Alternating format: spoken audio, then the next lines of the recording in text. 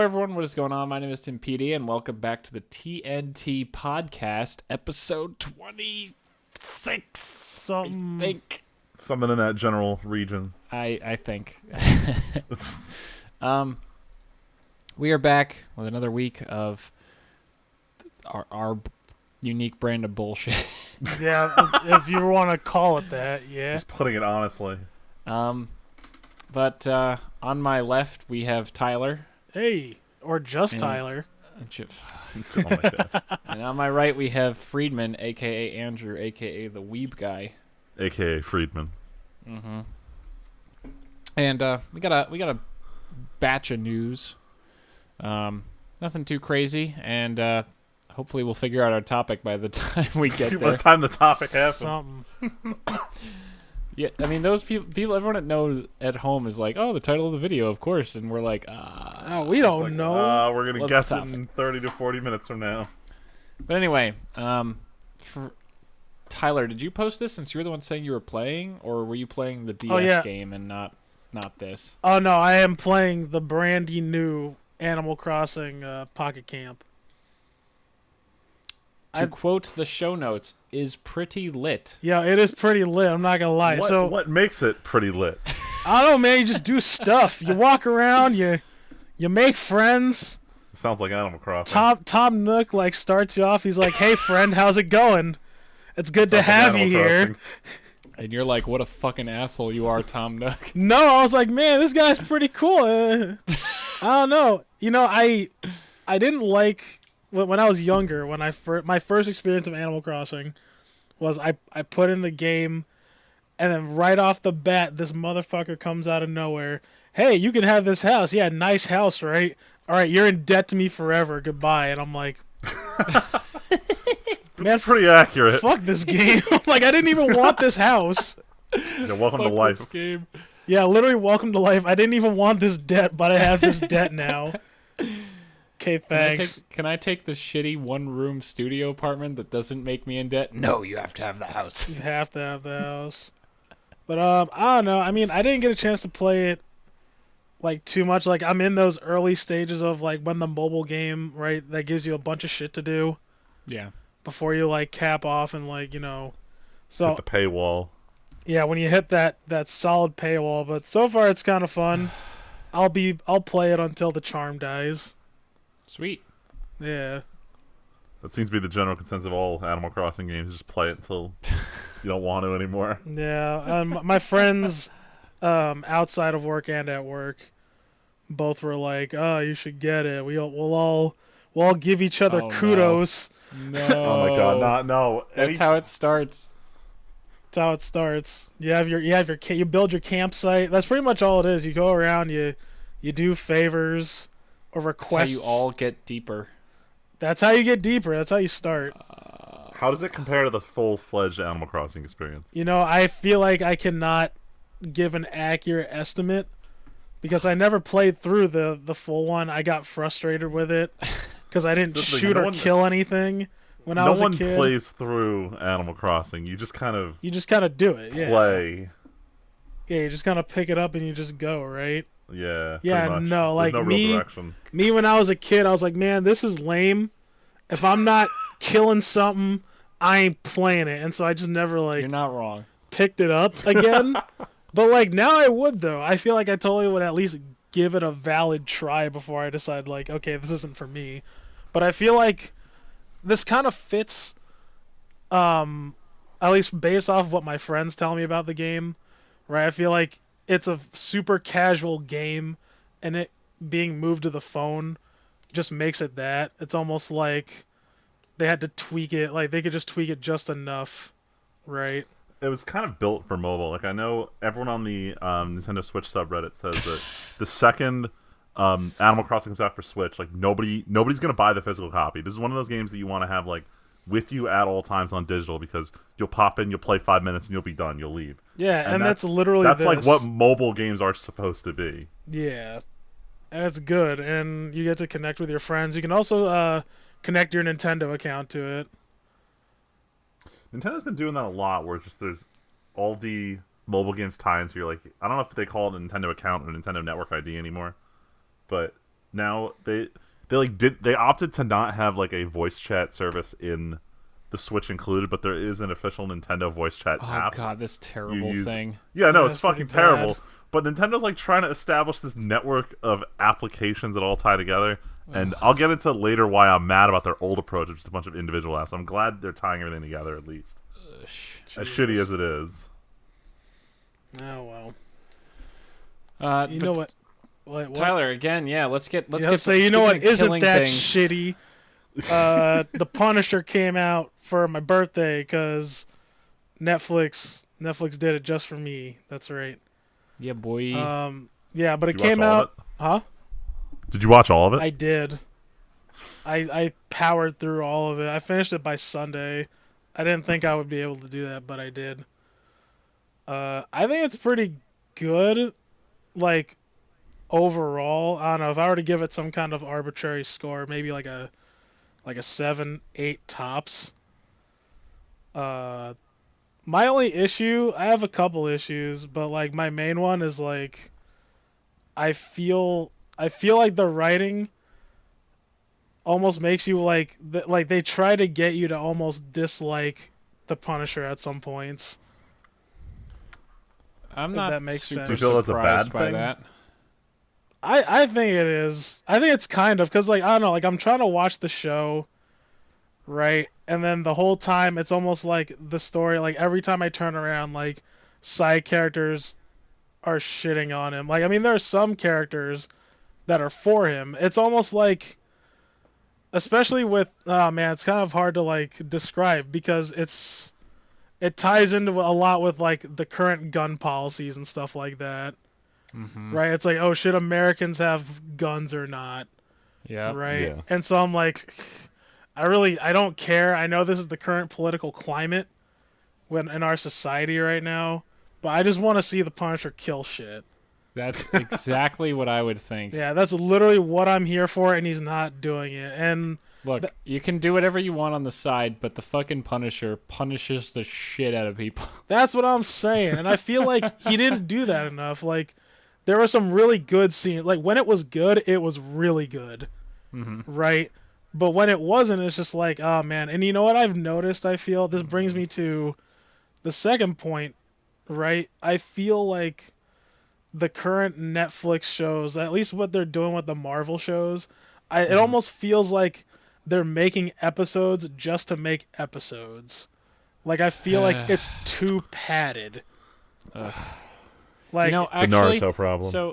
so I Yeah. haven't finished listening to my super best friends podcast I was listening to today, but one of the guys on there was talking about how he just watched all of Punisher 2, and he was like, same as every Marvel show, just a little too long. and I cannot agree with that more. Like, if that could be short, if the Punisher could have been shortened, like, Actually, 4 episodes at least. I was gonna say, Tyler. He then went on to say, you know how Stranger Things is 9 episodes? Everything on Netflix should be 9 episodes. That's the perfect length. Yeah. I think season 2 was just right. Maybe 1 or 2 episodes, but outside, like, could have been filler. Don't spoil it. I haven't finished Wait, it you yet. talking about Stranger Things season 2? Yeah, I'm talking about Stranger Things season 2. Are you saying there were still 1 or 2 episodes too many? Maybe 1. There's like 1 episode I can think about. I mean, there's one whole episode that I'm kind of like, I don't really give a shit about this, but Yeah, same. That's how I Not- feel about. But like outside that, I thought it was a good length.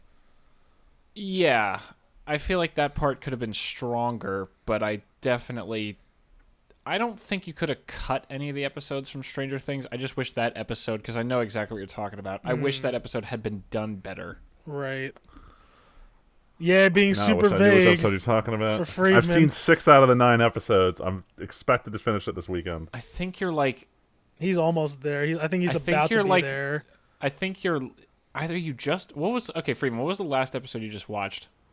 The episode was called The Spy. I don't know if that's enough for you guys. Oh There was no, a scene I involving know. there's a scene involving the bus at the junkyard from season 1. Yeah, no, Yeah, I know okay. exactly No. where he's at Yep. right now. Yep, I know. Okay. Yeah, that was the last episode I saw. So he's about to be there. Yeah. Where we're I don't talking All right, so it's about- after No. this episode. No, Freeman, you only have 3 episodes left. To be fair, it's not a...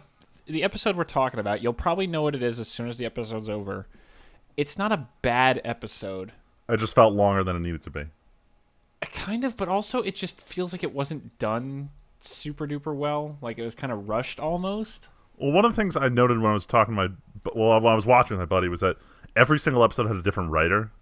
Mm-hmm. So that might have just been due to the writing quality that it didn't sit well. You know what? Now that you've said that, I could totally see that. Right. It did Anyway. feel a little different. Yes. Not even... yes. What... Yeah. I don't want to Let's say leave it anymore there. because I don't want to spoil it for you, Freeman, especially because you're about to get there, and I don't want to. Yeah. I don't want us to cloud your vision of the episode. No, all I know is people liked it. Even if there are criticisms, I know I'm going to enjoy the ending, and I'll probably have my own fair share the of criticism. show when it comes to the overall end. is still great. Season yeah, 2 no, is a it's, lot it's of fun. been really good so far. Speaking of fun, no, I can't jump that far. This is not. I'll say the next thing is not fun. The next no, thing it's not. is not fun at all. I don't No. even know if we were gonna talk about this or if it would be a good topic to talk about. I mean, The problem is we need to address it, considering how much we praise Marvel. We should probably deal with the other side of the coin. wait, praise Marvel? What? Well, we're always talking about blah blah movies. We're talking about Punisher. Oh. Now we have the next. Oh, sorry, shit, I skipped the topic. Yeah, you skipped oh. it. Damn, I thought. My bad. We ain't going I thought we were jumping straight into in Justice there. League. No, I rewind. was like, what is Marvel? Rewind. I mean, no, Freeman. You know what? We're gonna rewind. That's a great transition. We'll move the topics around because that transition was excellent. There we Yeah. I have to go. learn how to read. That was a I fantastic. gotta learn transition. how So to read. So going to the opposite side of the coin. Yeah.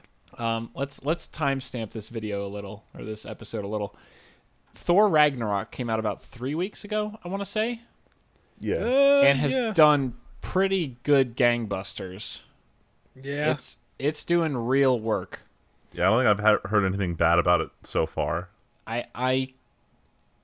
I'd say the only way you can say a bad thing about it is to say 2 good things about it. Yeah. That's like the balance there.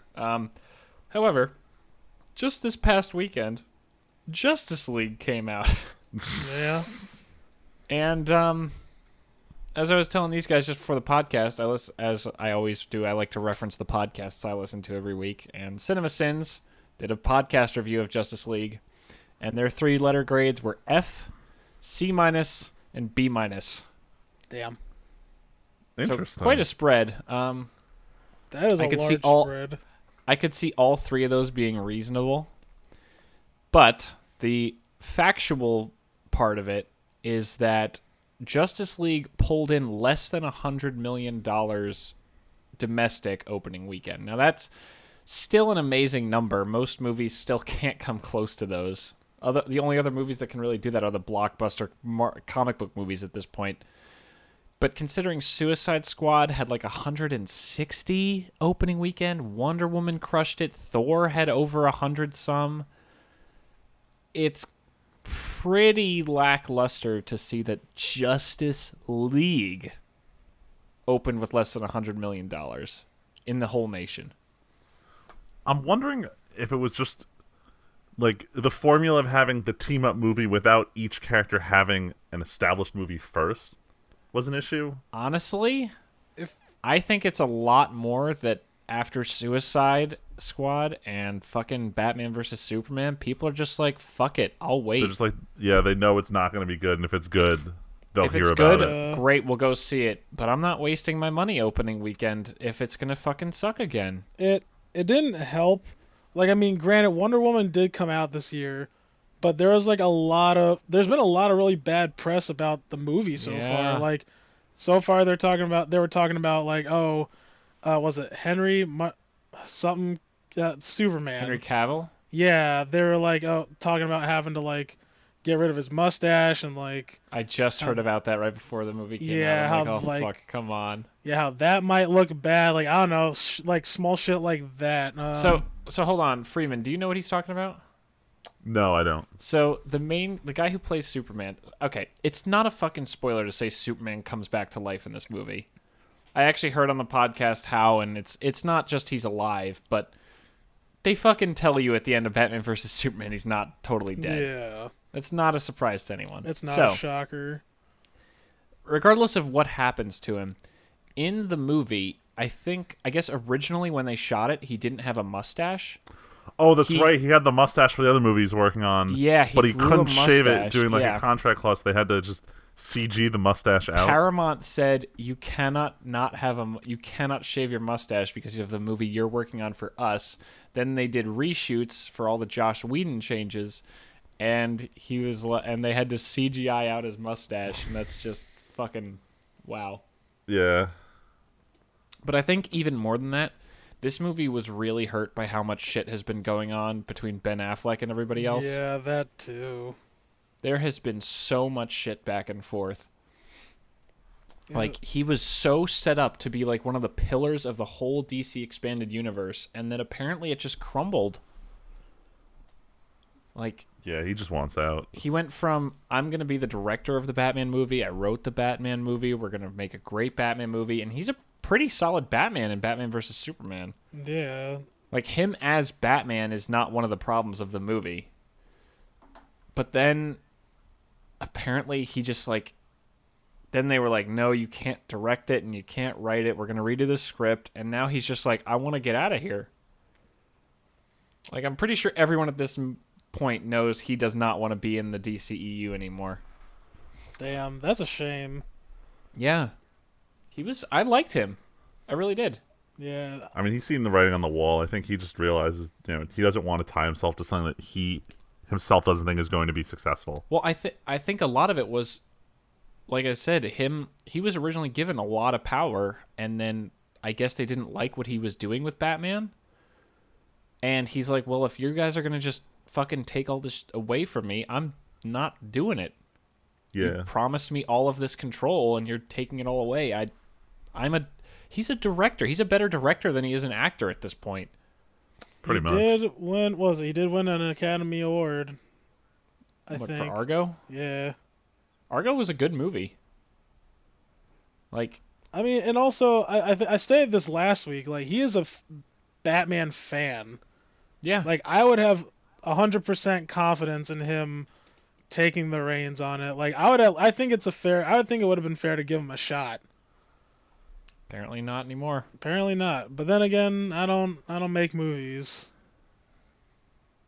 I don't know. But it's yeah, upsetting. I mean, Justice League seems to be not killing it out of the gate. And I think this really throws the DC expanded universe into jeopardy.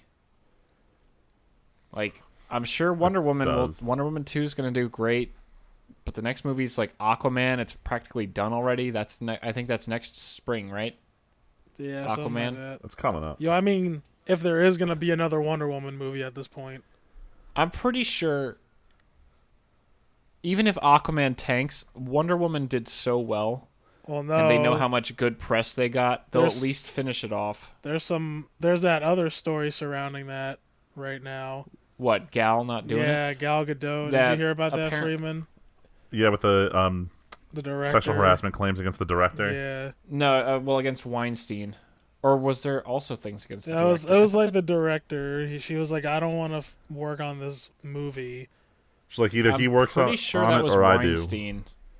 I thought the story was that because Weinstein's company funded a lot of it, and they were earning a lot of money off of Wonder Woman, and she's like, I won't do Wonder Woman 2 if they earn any money off of it, so you have to buy them out before I'll do it. No, it was producer Brett Ratner. Yeah, that's who it was. Yeah, Brett Ratner. She was having issues with that dude. Either way, I thought I heard that they were resolved and that they were doing it. Well, yeah, they dropped him as producer. Oh, okay. Well, there goes that. Yeah, right? I mean, at this point, Wonder Woman seems like the only good thing about this expanded universe. Yeah, if they lost Wonder Woman, I don't know what they'd really have left going for them. Although, apparently, according to the CinemaSins guys, she's not even given a lot in this new movie. Damn. She's not even as stellar as she was in her own movie. Damn. Anyway, let's move on from one subpar thing to rock bottom thing. Oh, God. Oh, my God. The depression. Yeah, all right, folks. In about 1 month's time, this podcast is gonna be canceled because you're gonna have to pay an extra $15.99 to get non-premium YouTube content. Yep. Thanks to this topic. Yep. You better be ready. Because net neutrality is going away. Yeah, you heard it sure here. seems like Probably 5th at this point, folks. Probably 20th. Yeah, that really sucks. It's fucking terrible. Like, I was on a bunch of the different Reddit threads I had today, and someone said, like, this is the price of freedom. We have to constantly be vigilant about this shit, and we let it slip. That someone can just be appointed to the FCC who can just pass this law, and we happen to let, one of the chairs of Verizon, who absolutely wants to charge an extra $20 a month to access every individual website on the internet. It's just so shitty. I don't understand who, like, even in the government, who thinks that this is all right. So I mean, my sister's friend is a huge libertarian, and her idea is the government should not regulate anything. The free market will always make the right choice. And now I want to tell her, like, what the fuck did you do? You ruined my internet. You ruined my internet. And you know what though? Like, at one point in my life, I will even go as far as to say I could believe in that. But as a person who actually experienced throttling, no, I want net neutrality. I have experienced it firsthand, and let me tell you, I was not happy. Yeah. Fucking Optimum. I'll tell you, for the world to know, Optimum fucking throttled Hulu for me when I came back from Arizona. I could not experience it. And it was weird, because I'm like, well, how come I have at least 5 or 6 different devices in my house that could run Hulu? Mm-hmm. Why is it that it's not working, but all of a sudden I go to my buddy's house who has Verizon or something else, but I can use Hulu there, but I can't use it at anyone's house who has Optimum right now? Explain it to me. Yeah, it's pretty really fucked. bullshit. Mostly because, like, the big argument they're making for... first of all, they didn't address the fact that there are 22 million complaints about the bill prior to being revealed today. But the icing on the cake was that during the speech unveiling it, they said that the real reason this is coming out is to help the smaller internet providers who can't compete with the big guys, except the 30 top internet providers who aren't Comcast, Optimum, and Verizon said, this doesn't help any of us. This makes it worse for us. This makes it good for monopolies like Comcast. And no one is saying anything. Which is, it's extra weird, though? Because there's like, the government is doing this, but at the same time, they're suing AT&T and Time Warner for trying to merge and make it, like, practically a monopoly. Right? It seems so contradictory. I don't know. Our government's been fucked lately. Oh, well, I don't think it... has it been not in our lifetimes? Right. I don't know. But... I miss the good old eras when it was just Bill Clinton getting blowjobs. Right. Oh, my God. That's what I'm saying. Yo, he just getting blowjobs and playing the sax. Oh, my God. Hell yeah. You guys are bringing it up as a joke, but that's been coming up again with all these sexual assault harassment things. allegations, yeah. Yeah, that's been popping up again, too. I saw at least a few headlines that were like, oh, Bill Clinton. I did not realize how big of a history we've had with presidents just being, like, big with sexual misconduct. Like, hell yeah. JFK was no saint. Who was the one who kept, like, pulling out his wang in the middle of meetings? Was that... What? There's one of our presidents. I wouldn't be surprised. Wowzers. How do I Google search without being weird? Freeman, who come pulls on, out their dick? What president just pulls out their dick? Boom. Okay. I searched president who whipped his dick out, and all the results are just Lyndon B. Johnson. Hell yeah, there we go. That's the answer. Yep. You know what is better than net neutrality, though? What is? Fucking Dragon Ball Z. Dragon Ball Z. Oh, okay. What? Oh, no, I was trying to say it in unison. I thought we were... No, that worked. You guys pulled that off. Okay. I was trying to think of something clever to lead in with, like a Kamehameha or something, and then you guys just fucking saved it while my brain didn't work. What the fuck do you think we are, fucking weebs? I mean... Nani. Oh, God. Remind me to tell you guys about my DerpyCon experience this weekend. Oh, hold on. We'll save it for the Weeb Shakes. Yeah. Yeah, it'll work out. So, but DBZ, you want to go talk about? This is just a simple headline I just saw today, but I think it's really cool. I mean, I think we've talked about this game. This game looks fucking amazing. This is like the Budokai of the future. Yeah, I don't think I'm gonna play this game because I don't play fighters just like at all. The most I ever played was I played an emulated version of Marvel vs. Capcom 1 like years and years ago. This game looks really fucking cool, and this game looks like a huge love letter to Dragon Ball.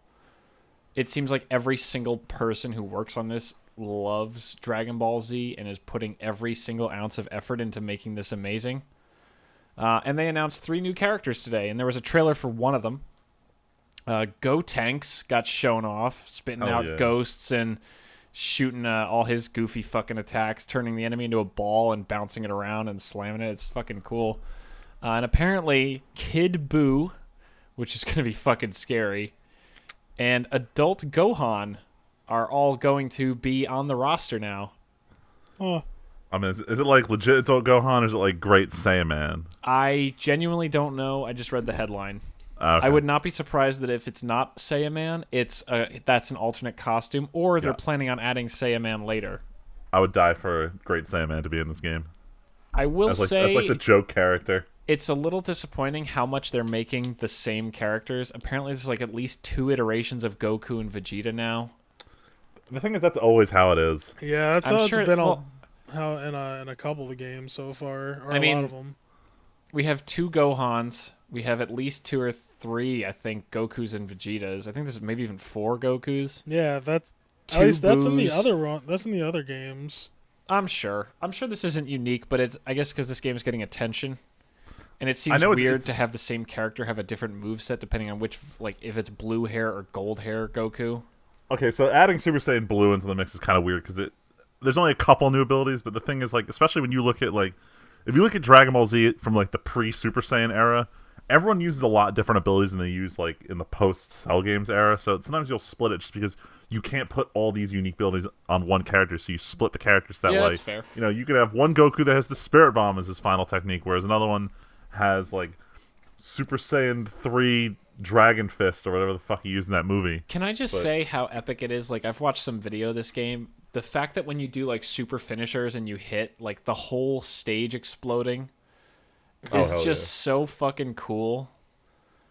And, like, the stage actually having damage in the background and, like, watching these moves just blow the crap out of people. Watching this game is a lot of fun. High-level play looks like the fucking show, where they're, like, teleporting around and doing all the cool moves. It's really exciting. I'm actually really happy with how this game looks. Like, this is one of those games where I'm not sure if I'm going to buy it, but I'm 100% sure I'm going to watch people play it on Twitch. Yeah, I've already watched a little bit of people doing, like, higher level, like, streamers and stuff doing just games or, like, the finals of some random tournament or something. Like, this game just looks... The cool thing is that you don't even have to understand fighting games to watch. You're just watching the characters, like, do more fighting from the show because they animated it so well. Yeah, the studio did an amazing job. Like, you can see the cells of animation, like, the animation frames that they fucking drew from while they were staring at the manga. It's awesome. Yeah. But anyway. Pretty fucking sick. Going from one anime to another. Oh man, Pokemon time. Pokemon. I like how we have 2 Japanese topics and then the weeb shit. Yeah, man. Look, because this is not weeby, this is normie shit. So This is normie shit. Can I just... Okay, Freeman, I'm going to lead you into this topic with a comment that was really funny at work. My boss was saying to my coworker, and I overheard him, he's like, "What's the hell's that Pokemon from Gen 1 that's on fire, and it looks like he's got a butt for it on his forehead?" Oh my... And I'm like, "Oh, you mean Magmar?" And then Magmar. everyone started laughing. And I'm like, "Fucking what? I played Pokemon like crazy when I was a kid." Man, fuck them. They wanted to know. just drop the knowledge on them. Yeah. But I just call over to him like, "Magmar." Wow, Tim's a Anyway. faggot. Going from Gen It's a 1... weird way to say Pokemon Master. Oh my god. Going from Gen 1 to Gen Infinity.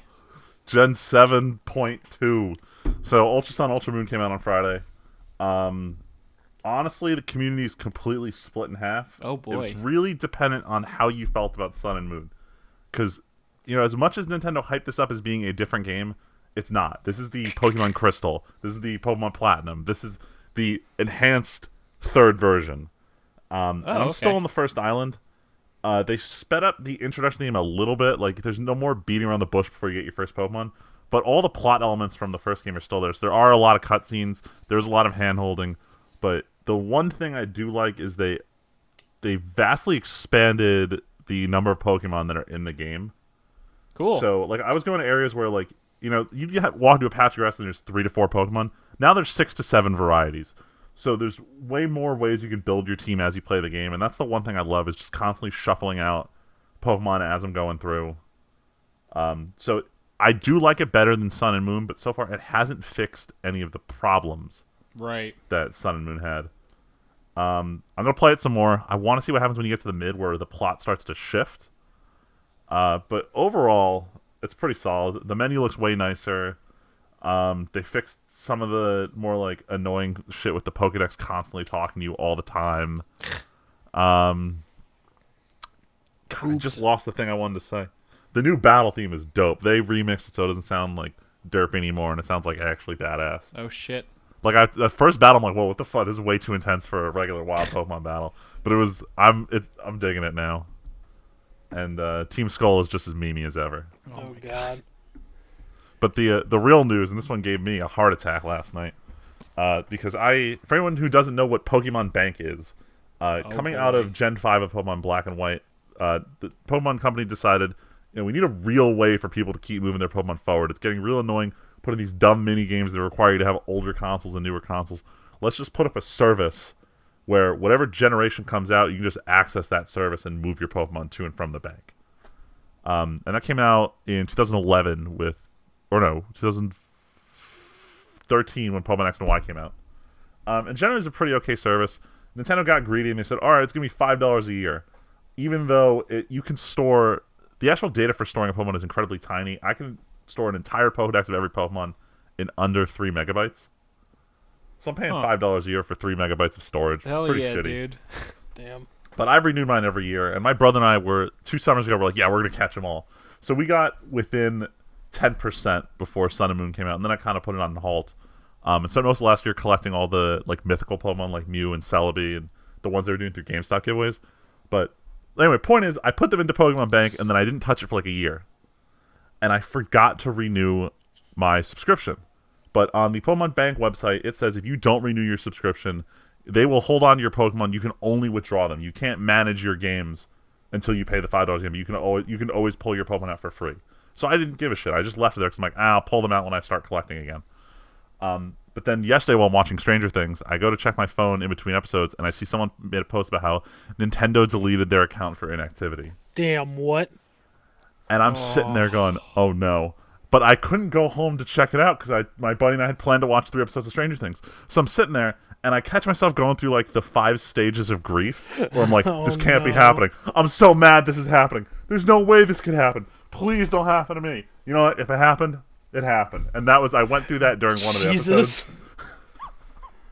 Because I'm like, I've been collecting these Pokemon since 2003. So I run home. I already had a balance on my 3DS account, so I just pay the $5 fee. Please, for the love of God, please be there. And thankfully, they were still there. So we don't know if this is a glitch. We don't know if this is a feature. Nintendo did say extended inactivity will cause them to delete your account. But Nintendo's being real stingy, charging you $5 a year for 3 megabytes of data that they won't hold on for more than a couple weeks. Wow. And this is bringing up the issue that, even though your stuff is stored on the cloud for safety, the cloud isn't safe. So no one knows how to move forward with this. Here's a question. If they deactivate your account, do they keep taking the money if you don't shut it off? So you can't do a rolling subscription. You have to. Oh my god. Jesus. So I set a reminder on my phone so that way in 12 months I renew my subscription so I don't lose my shit again. What kind of shit is this? This is Nintendo, the company that thought putting voice chat on a separate mobile app was the way to go. Oh my god. Which is what I wanted to tie into. That Nintendo, they had this idea. They get like 60% of the way there on all these ideas and be like, oh, let's just unify all the Pokemon games in this single bank system so that every time a new one comes out, they don't have to jump through hoops to move them. But by the way, it's $5 a month and you better renew quick or we're going to delete them all. God damn. Fucking bullshit. It's like 1 step forward, 2 steps back. But yeah, that's the Pokemon stuff I got to talk about. So now we can move into the real important shit. All right, normies, get out. It's time for some weeb shit. Normies, get out. So there's not a lot of weeb news, and I realized there's a story right in the middle that I should probably move to the end. Who cares? Go ahead. Do what you Say want. that, yeah. So the real news that came out today was the I don't know. We already knew the answer to this, but My Hero Season 3 got confirmed that it is coming back spring of 2018 in April. Same as Season 2 did in 2017 and Season 1 did in 2016. So we're kind of noticing... Oh my god. What a loser. The fucking weeb. So we're noticing that this is pretty much their plan for this. Hero Academia is the new Naruto, One Piece, Bleach of this generation, where they want it to always be in the public's eye, but they do not want to risk ruining with filler like what happened with Bleach. Good. So they're taking the approach of you put it on the air for 6 months and then you take it off to let it build up meaningful plot and let the studio plan out what are they going to show, so that way you end up having a very good season. It's bullshit. Like, yeah, no, this is I personally prefer this. I've seen enough anime get ruined.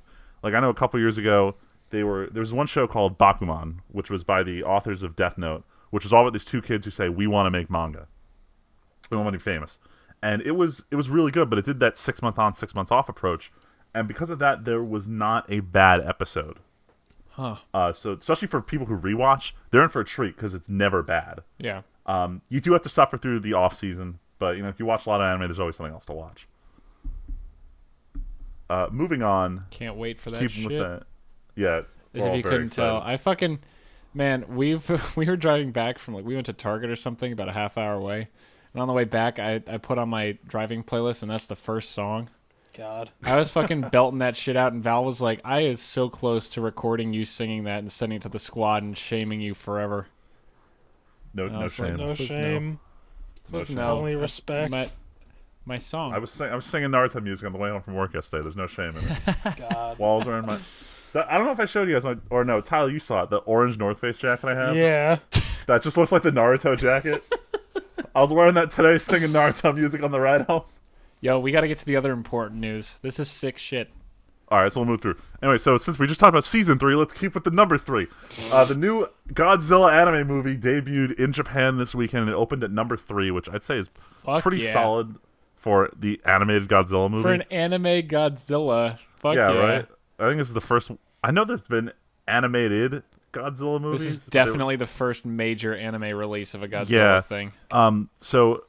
We brought it up before, but Netflix owns the international rights to it. They haven't announced a full release date, but I expect it's going to be shortly after the theatrical run ends, because Netflix, they're on this new pattern now where if you release in every language everywhere, which fucking better. I have mixed feelings on, but I understand 100% why they do it, and I'm perfectly fine with that. So we will probably not get an announcement until like literally a week before it comes out. So I thought the trailer looked kind of dopey for this, but the reviews are good, and honestly, I'm just jonesing for some fucking Godzilla until we get goddamn the next movie in, 2019?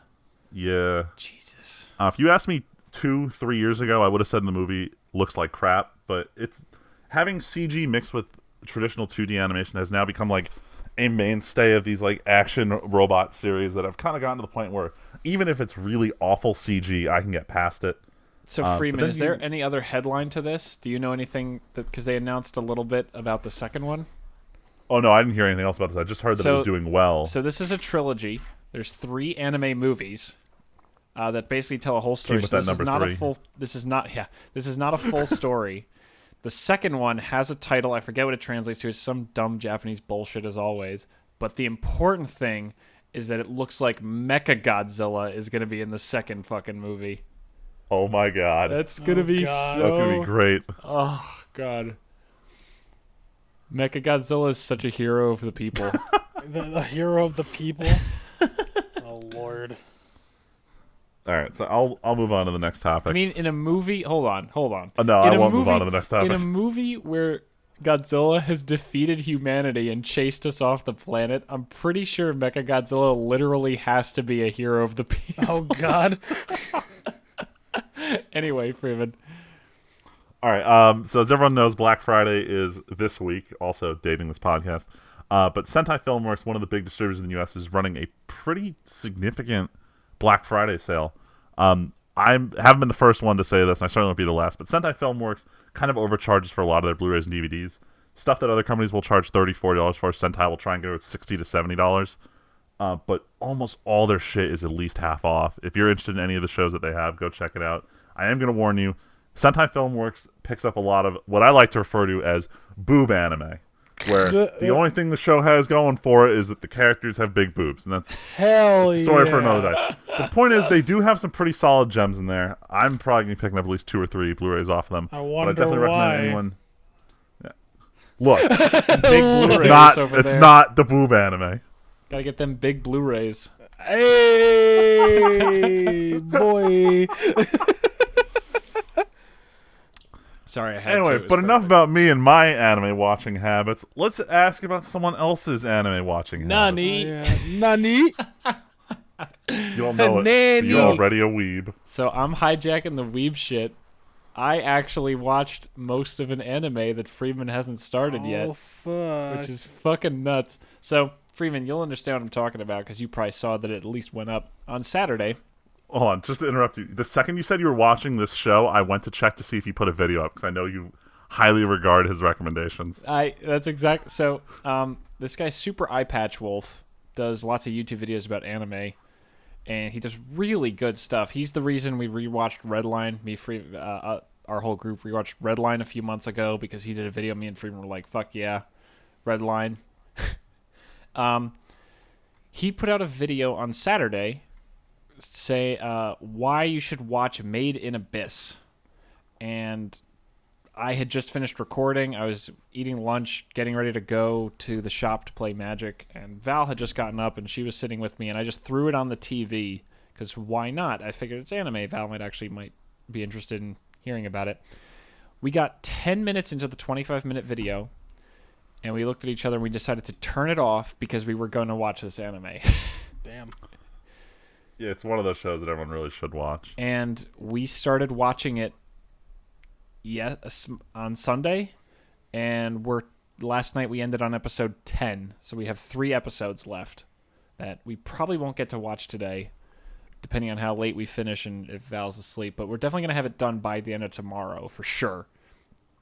So far, it is a lot of fun. It's definitely not just a happy show. There's a lot of sad and kind of depressing shit.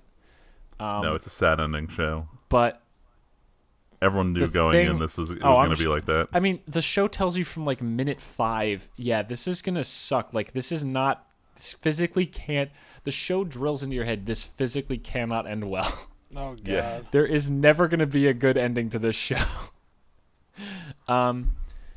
But it's a lot of fun, and I gotta say, one of the things that I really love about it's refreshing to watch an anime that is not about saving the world. It's 2 kids who are like, let's go on an adventure. Adventure. For more or less, that's what they're doing, and it's just fun to see them explore, see all the cool new things that they've never seen before, encounter fucking psychopaths and crazy people and cool people and hang out with them. One of the weirdest things is the show's propensity for showing the main characters nude. Not literally like animating it, but just like having them be nude, but with the hair covering and everything. The main character is a 12-year-old girl. So it's kind of weird.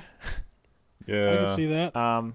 They don't go out of their way to make it like a sexual thing or anything like that, thankfully, but it's just that, like, one of the main punishments in this universe is to string people up naked for their shame. All right. Okay.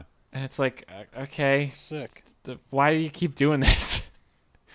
But overall, the show is really cool. It's really creative how they get around. I mean, the premise of the show, this isn't spoilers, this is just set up. There is this big city of Orth built around in an island somewhere. That's the other nice thing. This isn't the end of the world. This is not the world as one city. This is just a cool place. Like, actually, I said this to Val. If in a place like the Abyss existed, it would be like it is in the show almost, because people from all around the world would go there to adventure.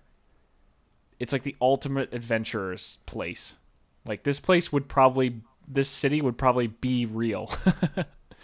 But there's the city of Orth built around this giant hole in the ground. It's like a kilometer wide called the Abyss, and it goes down for dozens of kilometers. It's this insanely deep hole, and it has 7 layers to it of different ecosystems. Excuse me. There are people who they're ranked by what their whistle color is that they wear on their neck. Different level of whistles go down deeper and deeper until you get to the white whistles, who are people who will go...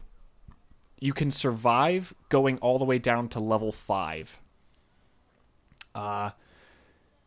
There's a thing called the Curse of the Abyss. As soon as you try to go up, like, as far as the show seems to imply, as soon as you try to go up more than, like, 20 feet, you get hit by the Curse of the Abyss. And depending on what layer you're in, it affects you stronger. Like, first level is, like, dizziness and nausea. Second level is vomiting. Third level is hallucinating. Jesus. And of course, it's cumulative.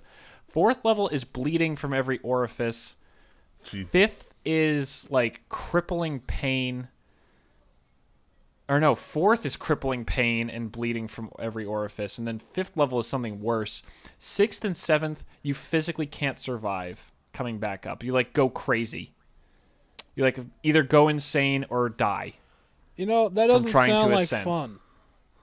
It doesn't. But the reason people go down there is because there's insanely valuable relics. And they get more valuable the lower you go. It's literally like a video game. Like, so the way people communicate... There are people who live in the Abyss. There are people who, like, go crazy and stay in the Abyss. Most of the deeper people communicate with the surface by sending up hot air balloons with letters, or like sending it up. On the second level, there's a way station basically, and people can can get messages to them, and then they'll send it up to the surface and things like that. But not to have any, I'm trying to not spoil, but it's all in the first episode. The main character is this girl, Riza, who... Her mother is the most famous white whistle there was, Liza the Annihilator. And she's an orphan because her dad died right after her mom got pregnant. And her mom went down like 10 years ago into the Abyss. And she finds a boy 2 minutes into the show who's just on level 1, and he's a robot. And he has no memory, and her mom, and all of a sudden she gets a letter and her mom's whistle. That it gets sent up with this friend of the family, and he brings it to her, and he's like, here's your mom's whistle, and here's a letter from her, and it says, meet me at the bottom. Damn. And that's the show. That's the whole fucking show. Now I gotta watch. Alrighty. Tyler, yeah. As a public safety announcement, I don't think you can show Leslie this. Oh. The characters are, as soon as you see it, you'll see it. The art style is a little cutesy, a little. It's nothing extreme. There's not like big flashes, but they kind of have a little large eyes and very colorful eyes. It's more of a unique art style than anything else. Yeah, but there are also some fucking dark bits. There's some dank bits. Yeah. When we were watching last night, we were like, what the fuck? Damn. I can't spoil it, but there is some, like, throughout, and not like any individual thing, like there are moments of like, shit, this is bad. God. Jesus. I don't know, man. Last night we looked at each other after one scene and we're like, Leslie can't watch this show. Damn. No. Leslie would die. So wait, talking dying as in like all might. She would like cry herself into a coma. I am here type shit. Like she would be. Oh no, Look, like, Tyler. Leslie no, cries during scenes where we all get hyped and excited. No, Tyler, that's like That's like her being like my precious bean. Yeah, I that's love what I'm him so saying. Like much my and he's precious so awesome. bean type Tyler, sad, this or is like like depressing. this Like, is like oh my god, this is the most depressing shit I've ever heard in my life. Tyler. It's this more is like, why are they killing my beans? Tyler, this is like, why is my bean practically being medieval tortured in front of my eyes? And like, this is fucking grating. Blat. Like, it's one of those. There are some scenes that hit that almost uncomfortable level of watching on-screen pain. Oh, here's the perfect reference. Tyler, did you watch?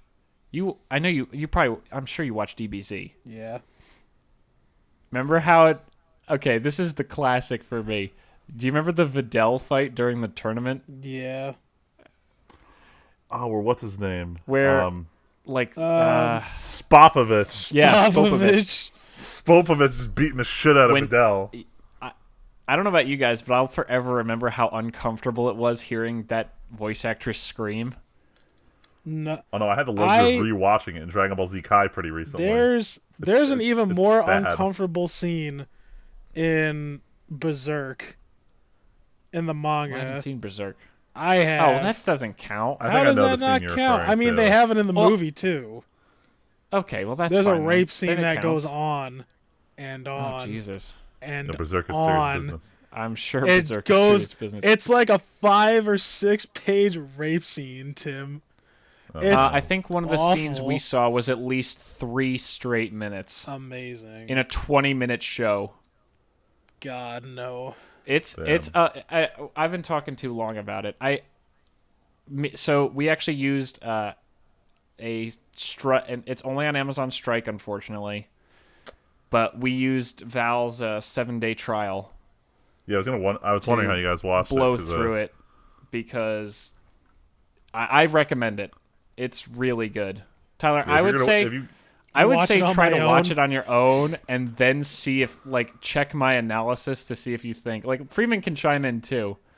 Because, Freeman, you could probably help figure out if Leslie could survive watching this. No, I didn't even read the discussion threads, but I can feel the tone of what people would say about it. And like, so like the end of the season, everyone will talk about like what shows were good and what shows were bad, and everyone will be like, "Yo, this show fucked me up, but it was amazing."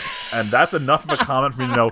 Keep this show as far away from Leslie as you can. She's going to cry and All hate right, you if you show Leslie, her this let's go. Tyler, and Tyler, watch seriously, this.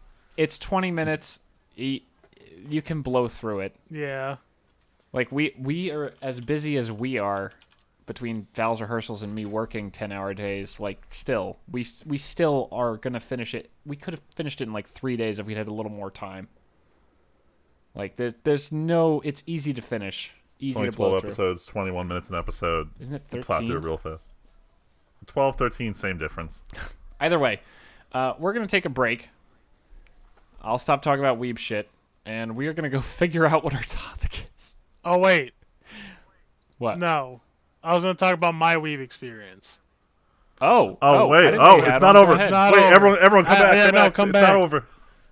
Shit, this We wasn't forgot in the about Dirk. news. No, it This wasn't in the the news. I show forgot to notes. write about it, but I figured this would be Go the ahead. best place to discuss it. So Do it. I took upon the mantle of security officer again last weekend, and Oh, right. holy shit, did I see some weird shit?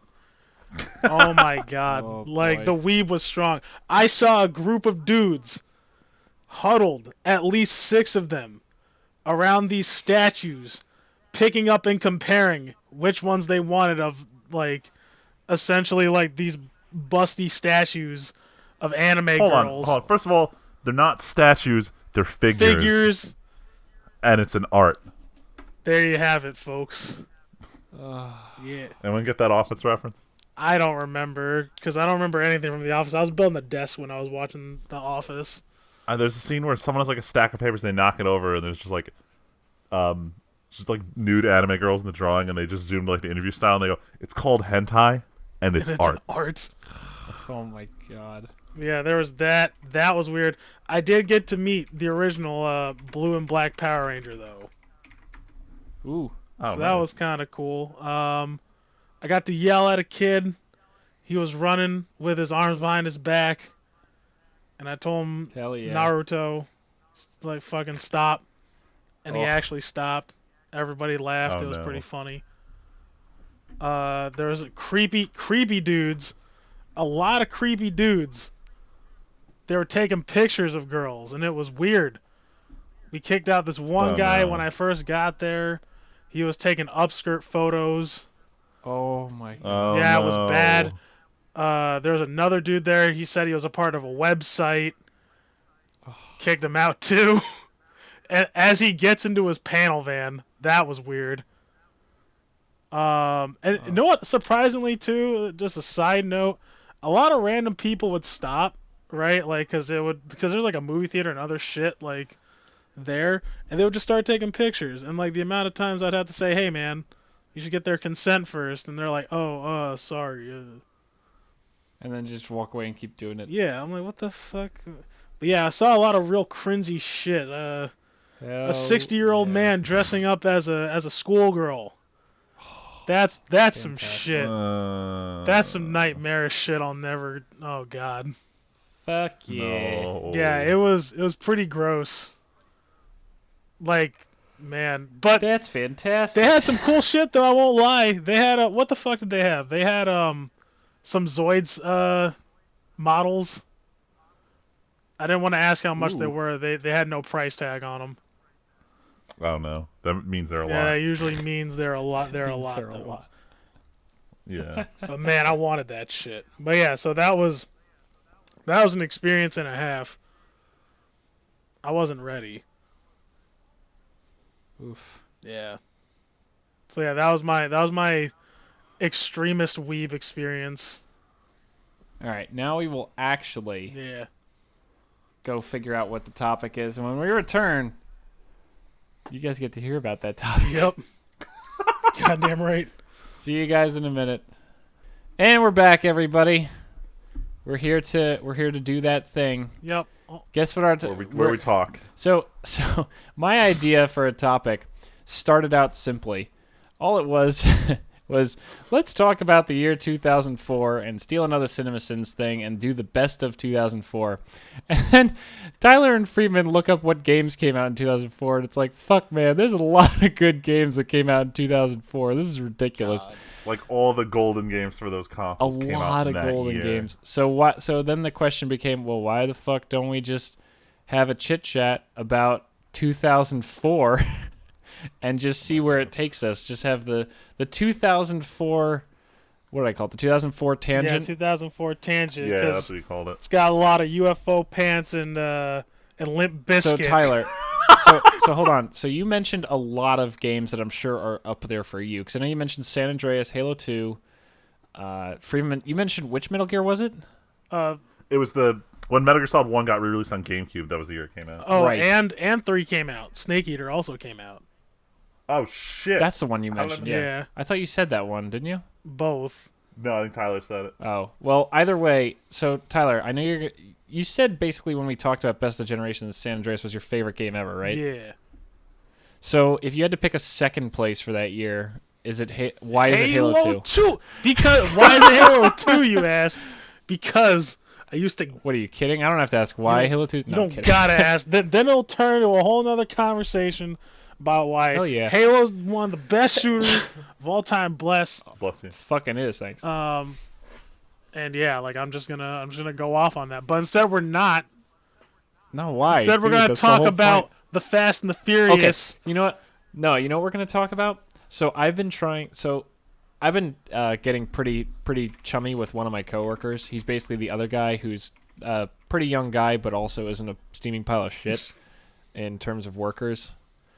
But he's also on my level, so he's not like technically above me in any way. He's not a technical lead or anything. Me and him spent like a half hour talking about Star Wars today, and he's like, "Yeah, I'm watching the Clone Wars animated show. I'm on season 3. It's finally getting good." Just like I told him it would, because that's what everyone told me when I was bitching about it. And then I have been trying so hard to get him to play KOTOR. Oh my fucking god, it's insane how much I've been trying. He's like, "Oh, I've been wondering, like he actually just bought Battlefront 2. He actually said the No. campaign kind of sucks." That's what he gets. And I'm like, "Fuck, I'm probably going to sailed the seas for that game to do the Let's Play. Yeah, gonna lie. my coworker was not happy. No, but so I've been trying to get him to play fucking KOTOR so hard every time it comes up, but then he's also like yeah, he actually mentioned it. He's like, yeah, I heard about this new trilogy that this guy's doing. Apparently he must have done a really good job with Last Jedi, because they're like, why don't you direct a whole trilogy? Oh God. And I'm like, yeah, I guess that would be okay. And then he's like, yeah, what if the only thing I can really think of is what if it was a trilogy about the Old Republic stuff? And you're like, oh shit. I'm like, if they dare get it wrong, I will be so fucking pissed. Yeah. Yo, he should was it? Have him listen to last week's podcast episode. Yeah, really. I would be so crushed if they made a trilogy and they fucked it up. I would be pretty fucking salty. game over. I'd be salt fountain. Salt fountain, cascade. Salt fountain, yo. Cascade. Wait. It would be a lot. Yo. Now I'm just thinking of 2004 shit though. Dude, yeah. Yeah, 2004 was way longer ago than I thought. I looked up the top grossing films. Shrek 2 please. was the top grossing film of 2004. Blech. Shit. This was a year before the meme was alive. Before the meme was alive. But just because actually this is also relevant. 2004 was the year The Incredibles came out.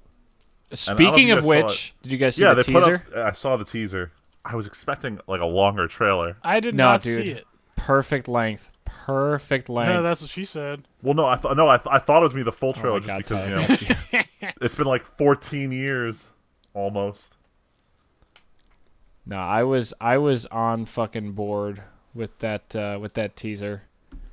All you need is the little hint. Mr. Incredible's voice again. Yep. All you need is the little hint, and that's it. You just need a hint of what was, and bam, you're done. Yeah. I don't know. Like, damn. I was son, feeling where'd you it. find this? Oh No, like just showing the baby, doing some goofy power shit, and that's all you need, man. All you gotta know is it's coming back and it looks good. I feel like that's one of those movies that's gotten only better with age. As crazy as that sounds. It's a good movie. Like, It honestly has. I liked it enough. I liked it pretty good when it came out, but Jeremy from CinemaSins, the guy who does the voice, constantly, that's like his favorite movie of all time. He fucking pops off about it, but really it was pretty cool. The whole superhero family thing, and I think it's a unique take, especially these days when that's not really how like superhero movies have been going. Yeah. I think it's pretty legitness. God. I mean, I do like the fact that Incredibles 1 dealt with the same issues as like Captain America Civil War. With like the regulation of superheroes. Oh yeah. But it was also really cool how the villain was like not a guy who wanted to be a villain, he was just a spurned nice guy. Yeah. Like actually it's so funny how it should have ended, just did a quickie on The Incredibles, probably in honor of the teaser coming out. And one thing was like the kid shows his rocket boots in the beginning of the movie and he's like, holy shit, those are awesome. Can you make me a pair of those? And then the kid turns into a hero. It's fucking great. So just to draw the comparisons, just because we can, he's like someone from the support class in Hero Academia. Oh God my god. Damn it. Who doesn't have a quirk, but he wants to be a hero too. So I noticed Incredibles is what happened if All Might told Deku you can't be a hero. Oh shit, stop. up. Stop. Freeman, you're crossing Oh, the line, God. dude. Fuck. I'm just provoking this topic. No, speaking of the support class, the support girl, I feel like I saw her in like a photo about the manga at a certain point, or on that poster they put out announcing coming out in April for season 3. Yeah. She comes back as a character, I know that much. Okay, because she literally did fucking nothing in like after the tournament arc. She's just there to demonstrate that like there's other shit going on at the school. Dude, I'm really worried though.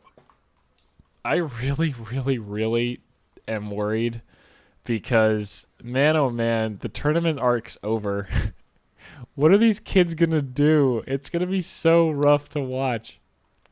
Dude, they're gonna have to be heroes. Yep. Dude, how are we gonna... I can't watch them try to be heroes and fuck it up. It's gonna be so shitty. It's gonna feel awful. I'm gonna be like, no, my children.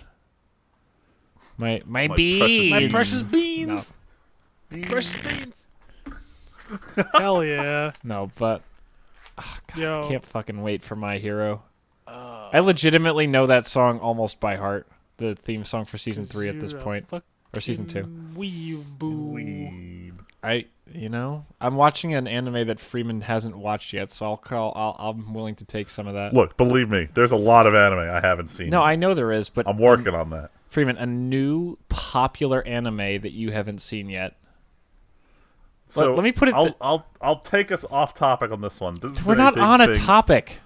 Well, no, we're so far off the 2004. I know, it's great. Let's keep going. So there's this big thing going on in anime where it used to be there were a couple big shows that everyone would centralize on, kind of like, Sword Art Online, Attack on Titan.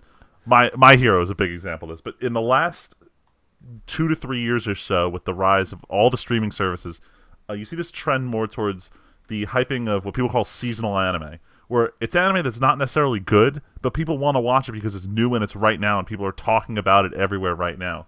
Like, I've watched mountains of garbage shows just because it's tying up the whole conversation space. So you're like... on, like, the anime subreddit. Oh my god, I knew you were going to say the fucking subreddit. People will pick up as many shows as they can just to, like, for the hope that they find a gem in what they're watching. Oh, that's lame. It's not, because occasionally you find that one show where you're like, why the fuck is no one watching this? This show is amazing. Yeah. And, like, let me try and pull up an example of this happening in the last year or so where it wasn't popular. I saw it and I was like, what the fuck is this? But, like, Season 1 of Hero didn't get the attention that it's getting right now. Stuff like... Wait, what the fuck is... Like, shit like Drifters was really good. No one was watching. It was one of those shows where it's like... Drifters? So, Drifters is this really cool show. The concept is,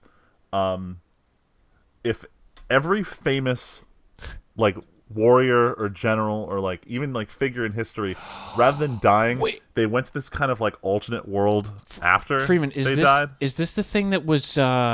Yes, the Hellsing. Yeah. No one fucking watched this show, and it was really good, and I just picked it up because it was in this lot of shows. Thought... We were like, just check it out, it looks cool. I didn't know a show ever got made, because I remember at the end of Hellsing, they advertised it with, like, a little animated bit, but then it wasn't actually a show, it was just a manga. They ended up making it a show? Yeah, they made a show. It had 12 episodes, and they hyped a second season. I don't know when it's coming out, Didn't you but say there it was, is a second I feel like season coming. I feel like we talked about it, and you might have said it was kind of shitty. Or am I crazy? It wasn't bad. It was one of those shows where, like, it very blatantly was like, hey, watch the second season when it comes out. Like, they left you very hanging, but the thing is, the content of, especially with 12-episode shows, is you really need to judge it by episodes 3 through 10. Because generally speaking, episodes 11 and 12 usually try to wrap up current plot lines while setting up for a second season. Right. But episodes 3 through 10 are where the meat and bones of what's good about the series will happen. Right. And in that regards, all the fights and all the strategy that went in was really cool, because they take a bunch of people from Japanese history and they're all on one side, and there's one guy who, as an American white person, gaijin, I don't know a lot about Japanese military history, but Oda Nobunaga is this famous general in Japanese history, and this is like a lot of these scenes are just him showing off his knowledge of warfare, and now he's able to turn this band of, like, pacifist elves into this, like, fearsome war tribe. And it was really cool to watch. But it was one of those shows where no one was talking about it. It wasn't a big hype show, but it was a good show that was just in this lump of, here's new shit that's coming out, go try it out. And it was pretty good. I'm going through the list of, like, other shows, and I'm not gonna lie, there's a lot of garbage this last year. Like, I watched this one show, Joker Game, and it was all about right after World War II, at the Geneva conference, everyone was utilizing spies and espionage to know, like, what people were going to bring up for terms of surrender, and Japan had literally nothing. They didn't know anything. They went in blind, and they just got fucking shafted on everything. After World War II, this is based on a true story. They created a spy division. And this anime is based on, like what were the spies really doing? And the first episode all had to do with these 12 spies in the room playing poker, and them talking about the art of deceiving people. And it seemed really cool, and everyone was really hyping it up. And then by episode 2, it was just here's a bunch of random side stories about what the spies each did one time. There's no overarching plot. And it was just very shitty. And it's one of those shows that was very hyped at first. Some people watched it. Now that it's over, you're probably never going to hear about this show again. Mm-hmm. And to get back on what I was saying, this whole thing of seasonal anime, of jumping on a show, just being there for the current discussion and then abandoning it and not really latching onto it as a series to obsess about. We love to sit here and talk about Hero nonstop. Hell yeah, and dude. That's some of the bigger long last series. They are going to be like that. You're going to constantly want to talk about them. But right now, especially when there isn't a big long running shonen, I'll joke around that Black Clover is the next big thing, even though it sucks. There's no one show for everyone to latch on, so everyone's just kind of talking about everything because they can. Yeah. Huh. So, have you seen anything this season that's actually good? So I'm not watching a lot this season. I'm doing a lot of catch-up work, but I am going to recommend one right here. I love that you're calling it work. I'm behind from last No, week. Freeman, the idea that watching anime is work. It's not work. Scheduling is work. I gotta I'm trying work to on my manage a bunch of anime, shows yo. all at once. I was trying to watch Fate Apocrypha before the podcast started because I'm 6 episodes behind. Anyway, but there's one show I watched. And I keep bringing them up, by Studio Trigger, the studio that did Gurren Lagann. They did this show called Kisniver, which translates to shared pain. And the idea was that what makes you care about people, it had to do with empathy. And the idea was that you could take people who don't know each other, don't care about each other, and if you were to physically link their pain, you could form a bond between two people who are just unrelated. Right, I remember this. And I went in going this show's gonna be kind of weird, but Trigger always does great stuff. So I watched it, and holy shit, that was a really good show. I episode 9 or 10 had this one scene where just everyone's fucking crying, and I was this is one of the heartbreaking episodes of a show I've seen. And it did have the problem where the ending felt kind of rushed. But overall, it was good. It was pretty much brushed under the carpet. No one talked about it because I think there was something really hype happening that season.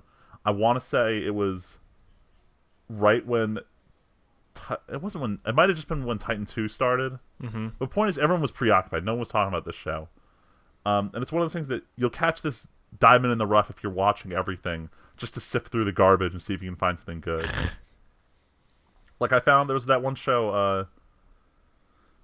This fucking title, Konosubarashi Sekai ni Shukufuku. Oh, that's a mouthful. Which me and Luigi both watch. It's it's one of those shows where you get transported to another world. What's the English title? Konosuba is the shorthand for it. It's basically The Lion, the Witch, and the It's a Wardrobe. parody.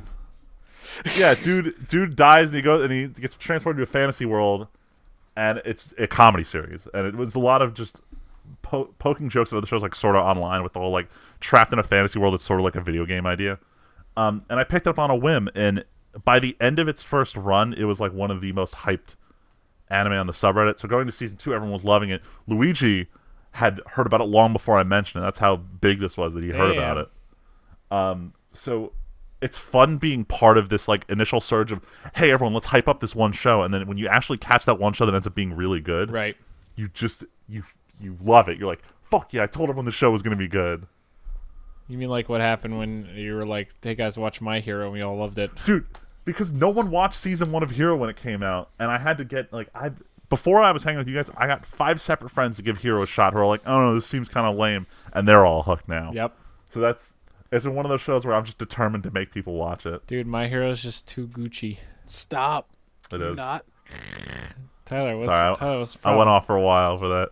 Man, it became the Weeb Corner real quick. You know what else came out in 2004, though? One of my favorite albums, The End of Heartache by Killswitch Engage. Who the fuck cares? What? Hold on, wait 1 second. Jesus. Wow. Who cares? Tyler, come on. Nah, fuck you. Fucking Tyler, Wait, come how on. big of a Killswitch fan are you? Pretty big, I would say. I went and saw him in concert a couple years ago. Oh, nice. Yeah. Oh shit. With Lamb of God. That was awesome. I don't know, I like Killswitch, but I have a love-hate relationship with that entire genre of music because I can't take the screaming. I can't take the I don't screaming. blame you. The instrumentation is great. When they do clean singing, it's great, and then they just sing, and I'm like, oh my god, get this shit out of my ears. Get this shit out of me. I like it. That's like one of the things. It has to be good singing though. It can't be like fucking like gore, like. But like, there's like a melodic singing to it to an extent, like with some of the screamo or whatever the fuck you want to call it. I mean, not Lamb of God. Like Lamb of God is about like as heavy as I'll go, or like Slayer, right? Mm-hmm. But that's as high as I'll go with metal.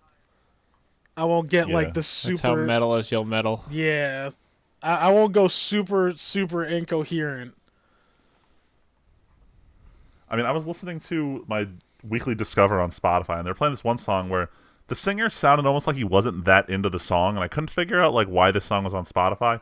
Then the guitar solo kicks in, and I'm rocking out to it at work, and I'm sitting there, I'm like, okay, where's the part where he just starts fucking growling in the mic for 8 minutes?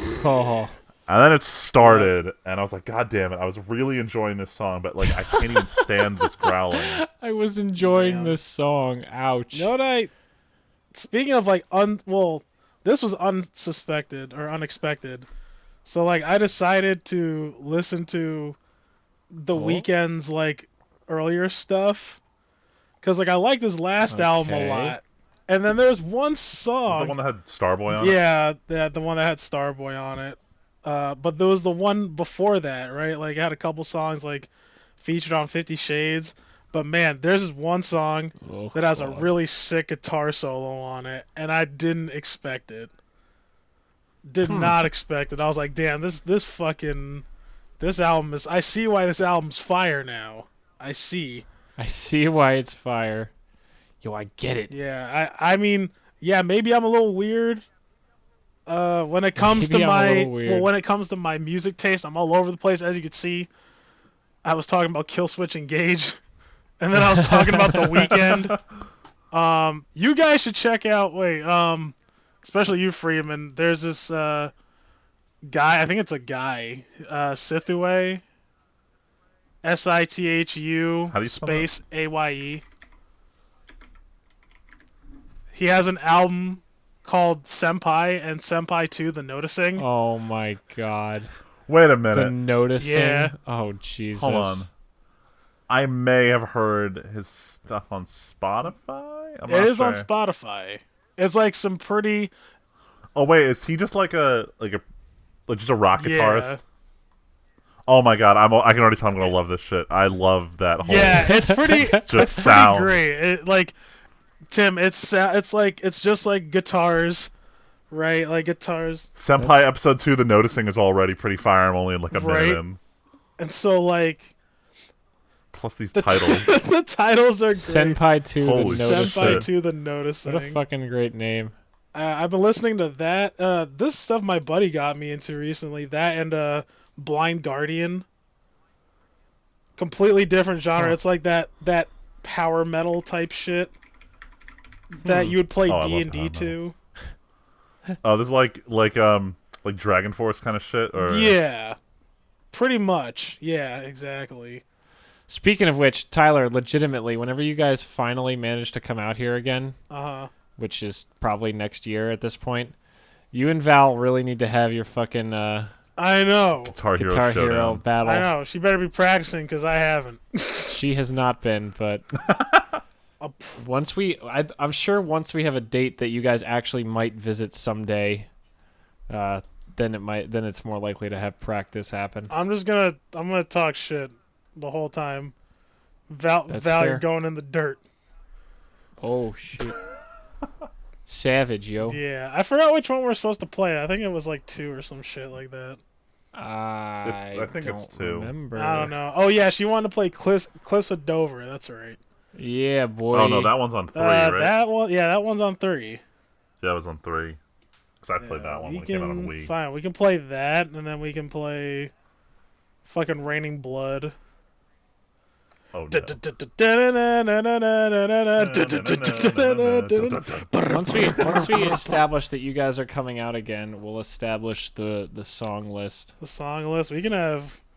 Or The set list. No.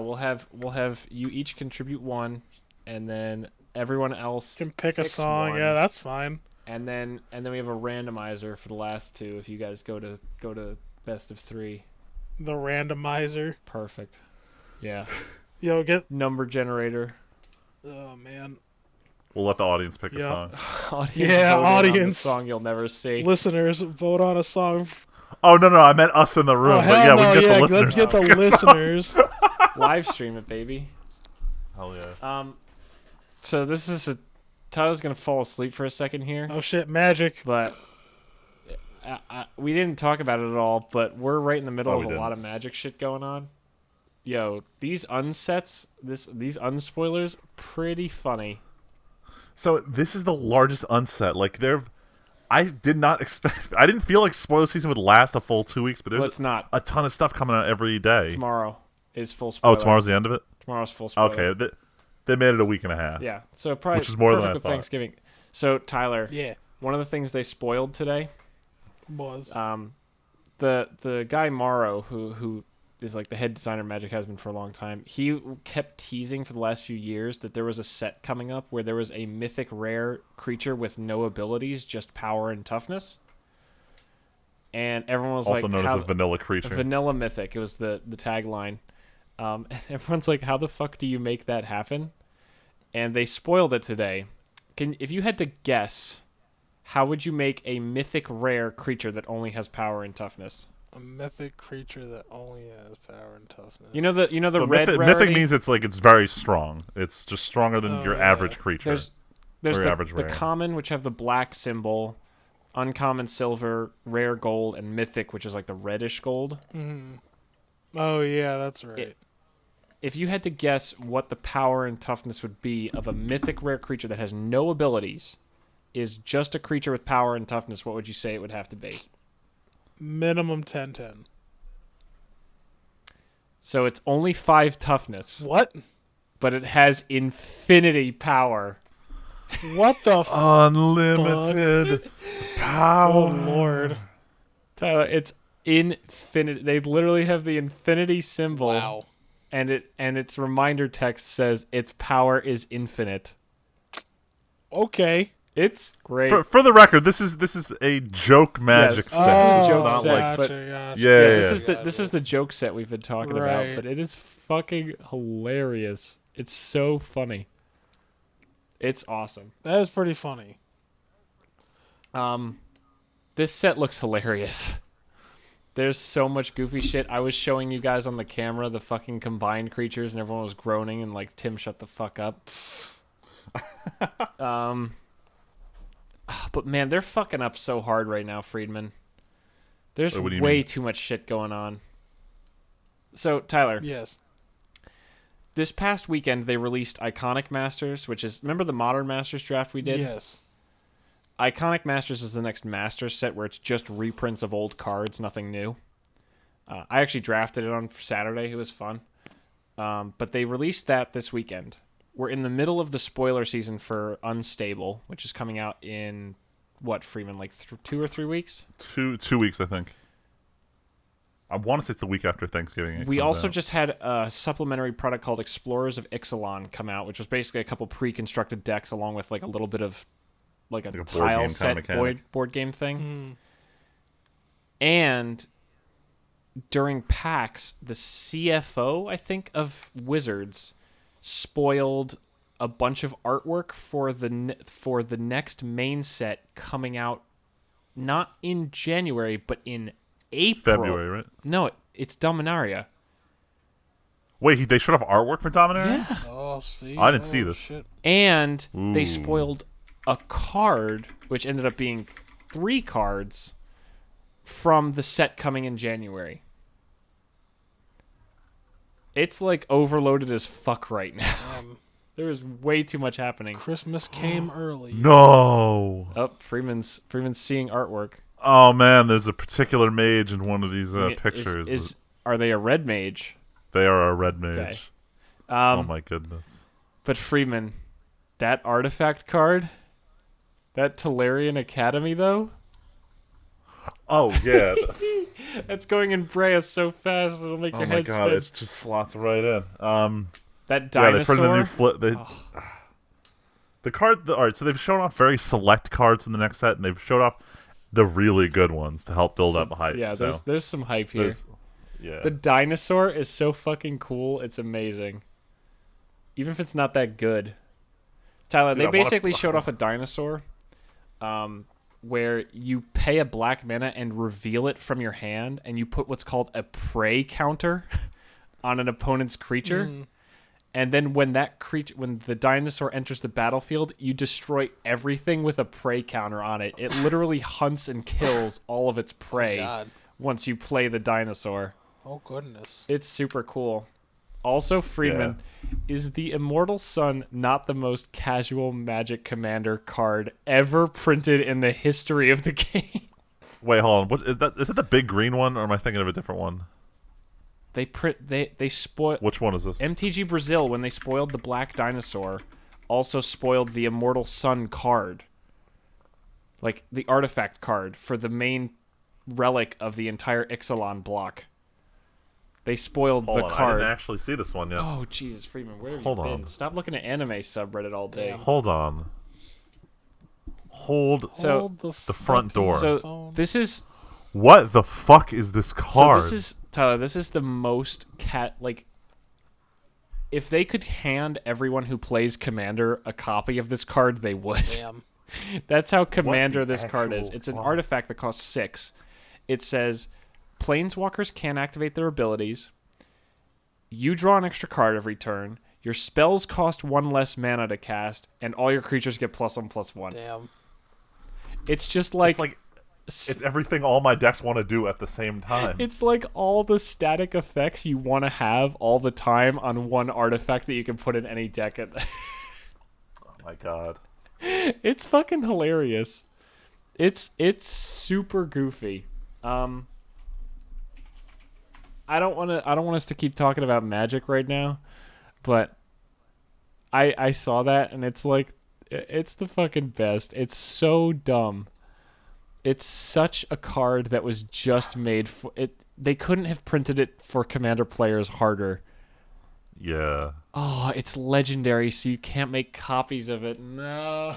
I wanted to There put you it go, in that's your Brea ticket. and make clones of it. Oh, Sounds like man. Sisay. Oh, fuck yeah. Probably not. Anyway, Maybe. I don't know. we can stop talking about Magic. Yeah. Tyler, wake up. The Yu-Gi-Oh movie came out in Fuck, Joe, 2004. oh my god, for real? Did it really? Did it really? Yeah, I'm just looking through the full list of 2004 movies because I realized basically any movie that appeals to children is gonna, top your list of bestsellers. Speaking of Yu-Gi-Oh, just because you brought it up, Oh no. fucking, did you guys watch the season 3 video that the guy who did the Everything Wrong with Yu-Gi-Oh did? Not yet. It's sitting at the Oh. top of my queue though. It shows up right in the front page because I know I need to watch this. I want to just rewatch that guy's videos like every other day. It's so fucking he funny. does streams of him editing the videos because of how long it takes him to make them. It's the videos themselves.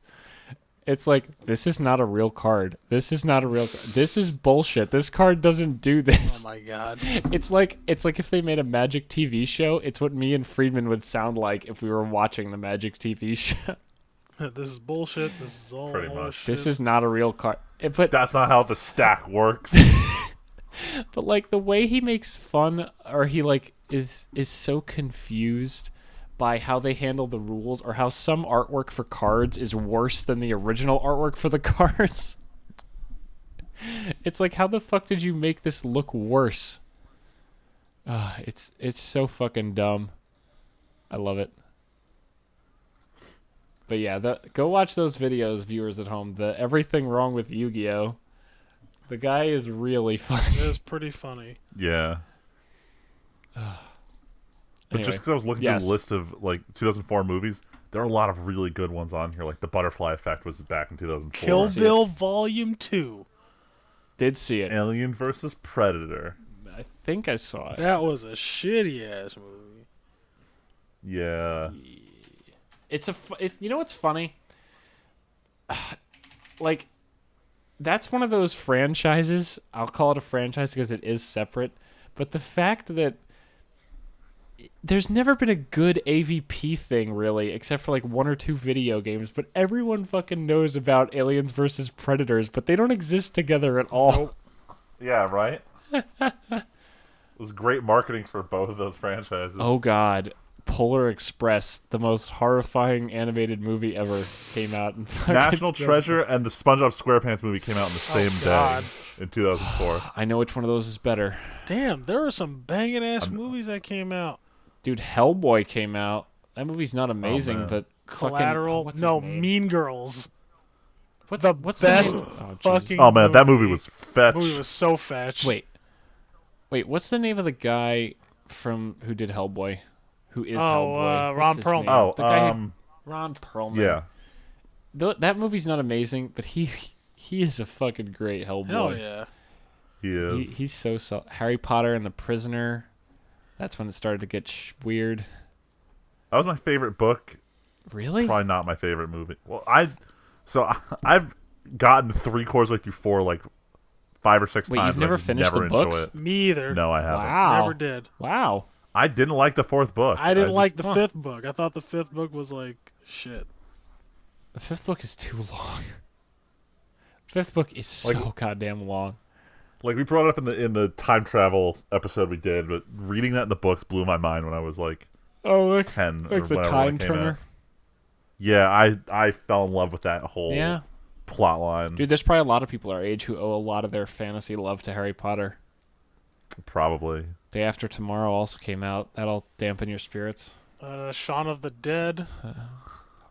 Son of Fuck, the I love Hell Shaun yeah, of the Shaun of the Dead. Dead's good. Oh, Jesus. One of the memeiest things ever. Fucking Napoleon Dynamite That came out in 2004. that's a trash movie. I'll say it. Fuck that movie. Yeah, I don't like that. Oh, Dodgeball. Fuck. Yo, dodge a wrench, you could so dodge many a ball. memes. Hell yeah, if you could dodge a car, you could dodge a ball. No, the Dodge, Duck, dip, dive, and duck, dodge. dive, and dodge. Dive. I always forget Dive. Fuck. Oh my God. Van Helsing, the greatest Hugh God. Jackman movie ever, came out. Oh yeah. I actually didn't hate that Yo. movie. It's not amazing, but it's cool. Have you seen Man on Fire though? Yo, the bane of boyfriends everywhere came out in 2004. What? The Notebook. Damn. What? I don't know. That's the bane of Is boyfriends. it the bane of boyfriends? I was shown Notebook by a girlfriend against my will. I was not. Dude, I got dragged along to someone else being shown Notebook by their girlfriend. You were Jesus. Peroni. No, I haven't. Oh, I yo, haven't. Right. Chronicles of Riddick. That's a shit movie. That's an actual shit What? movie. Dude, he's got those cool swords. It's a shit movie. Yeah, but Anchorman. I didn't like that movie either. Wait, really? Yeah, but you know a movie I did like? Team America World Police.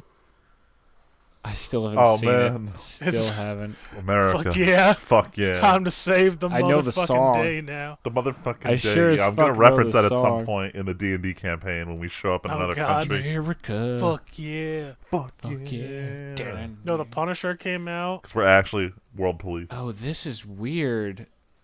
What? Lemony Snicket's A Series of Unfortunate Events. I forgot they made a movie that totally fucking bombed. Yeah. And then they did the Netflix It was show. that long ago? Yeah, dude, Holy 2004. fuck, dude. The Aviator, that's famous. Sideways, I'm sure that's famous. New Dawn of the Dead. That was not. I didn't think that was good. I didn't see it. Manchurian Candidate. I know that movie's supposed to be real good. Haven't seen. Oh, Passion of the Christ. Yeah. Oh, I- Jesus. That movie. I tried watching Manchurian Candidate and it wasn't that great. Or at least I didn't Really? like it. I thought the concept it's was got- cool. Dude, it's got your boy. It does have my boy Denzel, man. Your boy Denzel. I really like him. Like he Oh, was The in Man Terminal. on I Fire. saw like half that movie. Leslie's like, we need to watch that movie again. Yep. No, you know what? You need to watch the SpongeBob movie again. Oh, I don't need Dude, to see. Dude, I cried. Dude, I cried on. during that one Freeman. scene where SpongeBob and Patrick almost died. everybody cried. That No, movie I was didn't. Me, I didn't you, cry. Tyler, you don't have The a... pirates I in the didn't movie give a theater, we shit. all were crying. Oh my god. Dude, I was a goofy goober. Tyler, when they're when You they're were a goofy dying, goober. singing about being goofy goobers. Oh, We're my all I goofy didn't- goobers, God. yeah. I was Didn't crying. care. I'm sorry. And then that fucking ending song, Tyler, you monster. I Wanna frisbee. Rock. Oh, man. I don't need to see. Was it Hasselhoff fucking launching them out of his pecs again? I don't need to see that. Tyler, that doesn't Wait, matter. you mean you do No. need to see him launch it out of his pecs, Don't. right? Oh, last movie Can't though, hassle the the timeliest. Hoff. Punisher came out in 2004. Yeah, I said that. Oh, I didn't hear it. Whoops. Yeah, god damn it. I thought Thomas Jane was Spider-Man pretty 2 cool. though. Spider-Man 2. Also known as I what like many Spidey consider too. the best one of those three. I like the first one. Really? First one was good. Yeah. I prefer Homecoming. I think already. Oh, what was my favorite movie this year? I think it has to be You know what? between No, what? hold on. You know what? What? I never liked Spider-Man that much. I don't understand how he's like the most popular superhero. Wait, in the real world. quick. You mean Spider-Man or the Spider-Man movies? Spider-Man. I think I'm pretty sure Um, he's the most popular superhero ever, he and I don't fucking next get to it. Probably. Superman and Batman, hell yeah. He's definitely the most popular Marvel guy, and I don't get it. I don't He's understand relatable as fuck, bro. why. Oh my Anyone god! can be Anyone, Spider-Man. no, Anybody literally could though, be like all- that's No, but that's why. he's so popular. He's very relatable. Even you could be Spider-Man. Jesus. Like he's a fucking dweeb. Don't we have enough heroes that are dweebs at this Damn. point? No, we I'm need more. serious. I need relatable main characters. Hell, isn't that the point of the Flash? He's a giant fucking nerd. That's what his whole TV show's about. Look at I'm a big nerd who runs fast. Like, Yeah, we but need that's the more of thing. them. Like with Spider-Man, he has like Being a whole sarcastic. family dynamic going on that like not every Why? hero. Why? Because his He's aunt? got the girl Yeah, next door. he's got his Aunt May. He's got his school life, or like that eventually turns into his job life. I But guess. it's like I don't everything know. else is like second fiddle, or like you really don't hear about that. Like with Spider-Man, you see a lot of like Peter trying to juggle, like really trying to juggle being Spider-Man and being like, you know, Peter Parker. Like he is both. Yes. That's fair. I don't know. Maybe I got my fill of that from Harry Potter, silly as that is. Like I know that's not relatable either, but like But it is relatable. I was close enough at that point where I was like, man, I wish I could go try to be Harry Potter. Man, I would never want to I be wish Harry I could go Potter. audition. I don't want to be some. You mean Daniel Radcliffe? No, well, no, I meant like actually Harry Potter. Or actually Harry yeah. Potter? I don't want to be a famous fucking dude who like tried to get fucking murdered, get got. Tried to get Yeah, tried. That was a murdered. bad description, This- bad This wording. fucking infant tried so hard to get Oh murdered. man, you're that kid who famously survived your parents Yeah, I'm getting like, killed. I don't care about that. I don't want to do that. I want to be, I don't know, who's the most vanilla ass motherfucker. You're like Batman, but you're not. yeah, and with I want to magic. be the guy. I want to be Bruce Wayne from the universe where his parents are fine and healthy and he lives a normal Yeah, life. exactly. Exactly. Oh my god. I forgot there's an episode of the Batman animated show where that happens. Oh, an alternate. Where Bruce suddenly gets transported to an alternate world where his parents are fine and he's dating a girl. But he's like, fuck, man, what do I do? Batman. Yo, now." man, DCU fucks Batman. Like, was it? I just read something. So, like, they started implementing the Watchmen series like into the main DCU, and Okay. Batman meets his father from the Flashpoint thing, and he sees that he's Batman, and he's like trying to kill people. He's like, Dad. He's like, son. Oh my God, what happened? And it was I feel like that was also in the animated show. it might have been. I know it doesn't do anything because Flashpoint's like fairly new, like as in like a lot newer than the animated series. Yeah. No, I think we've talked about this before. Maybe you just mentioned it. Probably. That there was like a run where it was the dad survived Bruce and the mom getting killed, Yeah. and then he was like, "I'm evil Batman who kills the fuck out Yeah, of people." he's basically the Punisher. Punish He, that. Punish Bet is the, The Punish Punish Bet. Bet. Yeah, he uses guns and everything. He's like, I don't give a fuck, Blat. Dude, these guys killed my son. I killed them I all. killed them. Who was it? My dad was like, "So what's up with the Punisher?" Because he watched like the first 2 episodes of me. He's like, I don't really get it, and I'm like, well, It sounds like he's asking about a kid at school. Like, so how's the Punisher doing these right? days? So like, what's up with him? And I'm like, well, what do you mean? He's like, well, what's his deal? Like, I don't understand Fucking him. killed criminals. Yeah, I was like, literally, he's just a.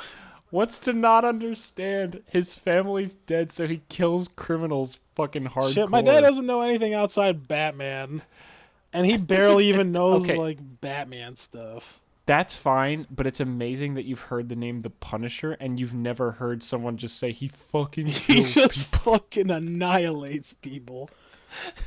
God, I want him to have more like superhero team ups, but the problem is you can't really write that shit. No one can team up with him because everyone's like, dude, you can't just kill people. Yo, the best moment in Civil War 1, the best moment, and I can say this because I know it's not going to be in the cinematic universe. Of course Yeah, not. so Captain America gets Punisher on his team, right? He's like, yo, I'm taking everybody I can get. So the Punisher helps him out, and then all of a sudden, like the day before the final battle happens, I don't know these villains' names. I don't even remember them because there were no names, right? Oh boy. And so Captain America brings him. He's like, all right, we got two new additions to the team. And then so baby. they walk in without even saying a goddamn word. The next panel, the Punisher just shoots both of them in the face. And then Captain America's like, what the fuck is wrong with you? And he's like, what? They were bad guys, essentially. That's awesome. I'm like, you know what? Oh This my is, God. you know what? It's so true and it's so in character. I feel like a Let's Play I was watching from those Best Friends guys. They were doing like the Marvel vs. Capcom Infinite story or something, and they were talking about Ghost Rider, and apparently Ghost Rider did his penitent stare on the Punisher, and the Punisher was just fine, or they wanted that to happen or something. Oh yeah. Did that actually? I never don't know read if that, happened, but I on. read about it, but I never actually read that. But I believe it because he doesn't care. So I just googled Ghost Rider Punisher, and the first link is to a Reddit post from 2016 in April saying that one time Punisher was immune to Ghost Rider's pen and stare. Oh God, That's fucking awesome. because he doesn't The fact care. that he's like, dude, I don't he give a doesn't- shit. He only has like one bit of guilt, I guess you could say. I don't know. Like they get into some other shit about his family. And, like, there's one point, I know in the Garth Ennis books, where he, like, comes to a realization where he feels like he has killed his family. Like, he was directly, like, involved. Well, not directly, but, like, he was completely more than fine with his family being dead. Because then that just gave him a reason to go and kill people. Can I just, side note, Yeah. I just, as part of Googling Ghost Rider Punisher, one of the early images is a cover Ghost Rider Wolverine Punisher, the dark design. Oh, God. That's a fucking team up right there. Oh, my God. That's a race to see who can kill more people faster. Who would win? Who would win in a kill race? Who? Ghost Rider, Punisher, or Wolverine? Oh, my God. Is it? I don't know. Is it Ghost Rider just because he has powers? Probably, yeah. Actually, I don't know. Like Wolverine. I don't know the full extent of Ghost Rider's powers, though. I mean, in the second shitty movie, he turns like a whole truck into a ghost truck. Yeah, probably Ghost Rider. Doesn't he turn like a giant digger into a ghost like excavator? I can't remember. I don't read a I lot don't of fucking Ghost know. Rider. I feel like Punisher wins depending on what guns he's allowed to have. Yeah, like that's the thing too. Like the Wolverine, he could also use guns if he wanted to. He's been trained in firearms. That's true. Oh, that's such a sick showdown. Oh my God, though, when I was, what was I looking up? I was Googling, I clicked on IGN's article link for My Hero, and they linked to a video and one of their shitty videos I don't care about, but it was like a bunch of people talking about who would win, All Might or blank, and it cut off the other name, and I didn't even want to see. I'm like, fuck, man, who would fight All Might? That'd be crazy. Damn. All Might versus da. Saitama. Oh yeah, I found that panel. He was like, "How could you Really? resist?" And he's like, all he says is, "I regret nothing." Dude, that's metal as Right? fuck. God damn. That dude, Punisher, dude, that's hardcore. I don't know of a lot of heroes who could be like, yo, I fuck you, regret Ghost Rider. nothing. I regret nothing. I killed everyone I killed deserved it. Yo, that's what he feels though. Even in the Dude, show, I know. I wasn't he kidding. straight up goes, "They all deserve it." And then everybody who asks him, "Hey, Punisher, you gonna go kill him again?" And then there's silence. Every time. It's like in Hellsing Abridged. Did you guys? You guys haven't watched it, No, have I you? haven't. No, I really should because I've seen guys- the Hellsing they it's did the so abridged version good. of. But in the first episode, they basically turn when Alucard and Integra are talking. Whenever he says he wants to go for a walk, it means he wants to go out and kill people at night. And so he's like, "I'm gonna go take a walk." And she's like, "Don't you fucking do it!" And then he hangs up the phone and just walks out into the hallway and kills all the guys in this. Like, it's episode 2, or it's the episode where they're in Brazil, Friedman. Yeah. And he just is like, "Well, I got to go. Excuse me. I'm gonna go take a walk." God. And she's like, "Don't you fucking do it!" And the next shot is him kicking open the door and being like, "Hey guys, what's going on?" And then he starts killing all the cops. God damn. That abridged is really good early on. The newest one was pretty good. The last 2 were pretty bad, honestly. I really didn't like them. They kind of mimic the show, how the show kind of goes downhill. Well, so they're trying to mirror that. You know what I mean? I don't think they're trying to, but actually it kind of sucks. Freeman, you remember the French guy who hangs out with them? The commander of the Yes. mercenaries? He had a great voice actor for the abridged who was actually French for like 2 episodes. And then he either couldn't do it during their they had a long hiatus, and then he either couldn't do it or wouldn't come back. So one of the main Dragon Ball abridged guys the editor for Dragon Ball Abridged stepped in to do like a French accent, and it sounds way worse. Like he's trying, but it doesn't sound nearly as natural as the other guy. And honestly, at the end of the previous episode and this episode, they had like 2 solid minutes of a religion joke. Like the end of episode, whatever the last one was, like 7 is or 6, I forget which, is when the Crusaders are basically getting ready to cross over into London. You know what I'm talking about, Freeman. Yeah. And like they spend like 2 minutes going through every stereotype of churchgoer, where there's like the super Catholic churchgoer, the redneck churchgoer, and then they like spend a minute of like hillbillies yelling at each other about like, did you bring our cousin, or did you bring our torture bullshit, or our shotguns, and go check the truck and all this shit. Yeah. And it just went on forever. And I was like, man, that was fucking lame. Man. But this last episode was pretty solid, except for the yet again having a long religious joke. That it's like, we get that you guys are like not into this, but can we fucking cool it? Like, I'm not even that religious, but it's like you guys are like, it just in terms of the humor, it's getting boring. I mean, that's the thing. I'll play devil's advocate here. Both sides, whether you are pro or anti-religion, can be preachy. And I think the issue just here is that you're feeling that it's too not even preachy, right? preachy. It's that like It goes on. It just goes on like for a too long. Family Guy yeah, it's joke. like, okay, like if you had like when the Crusaders are going to cross into London, they have like 4 different Catholic squads that make up the Crusade, or 5, I think.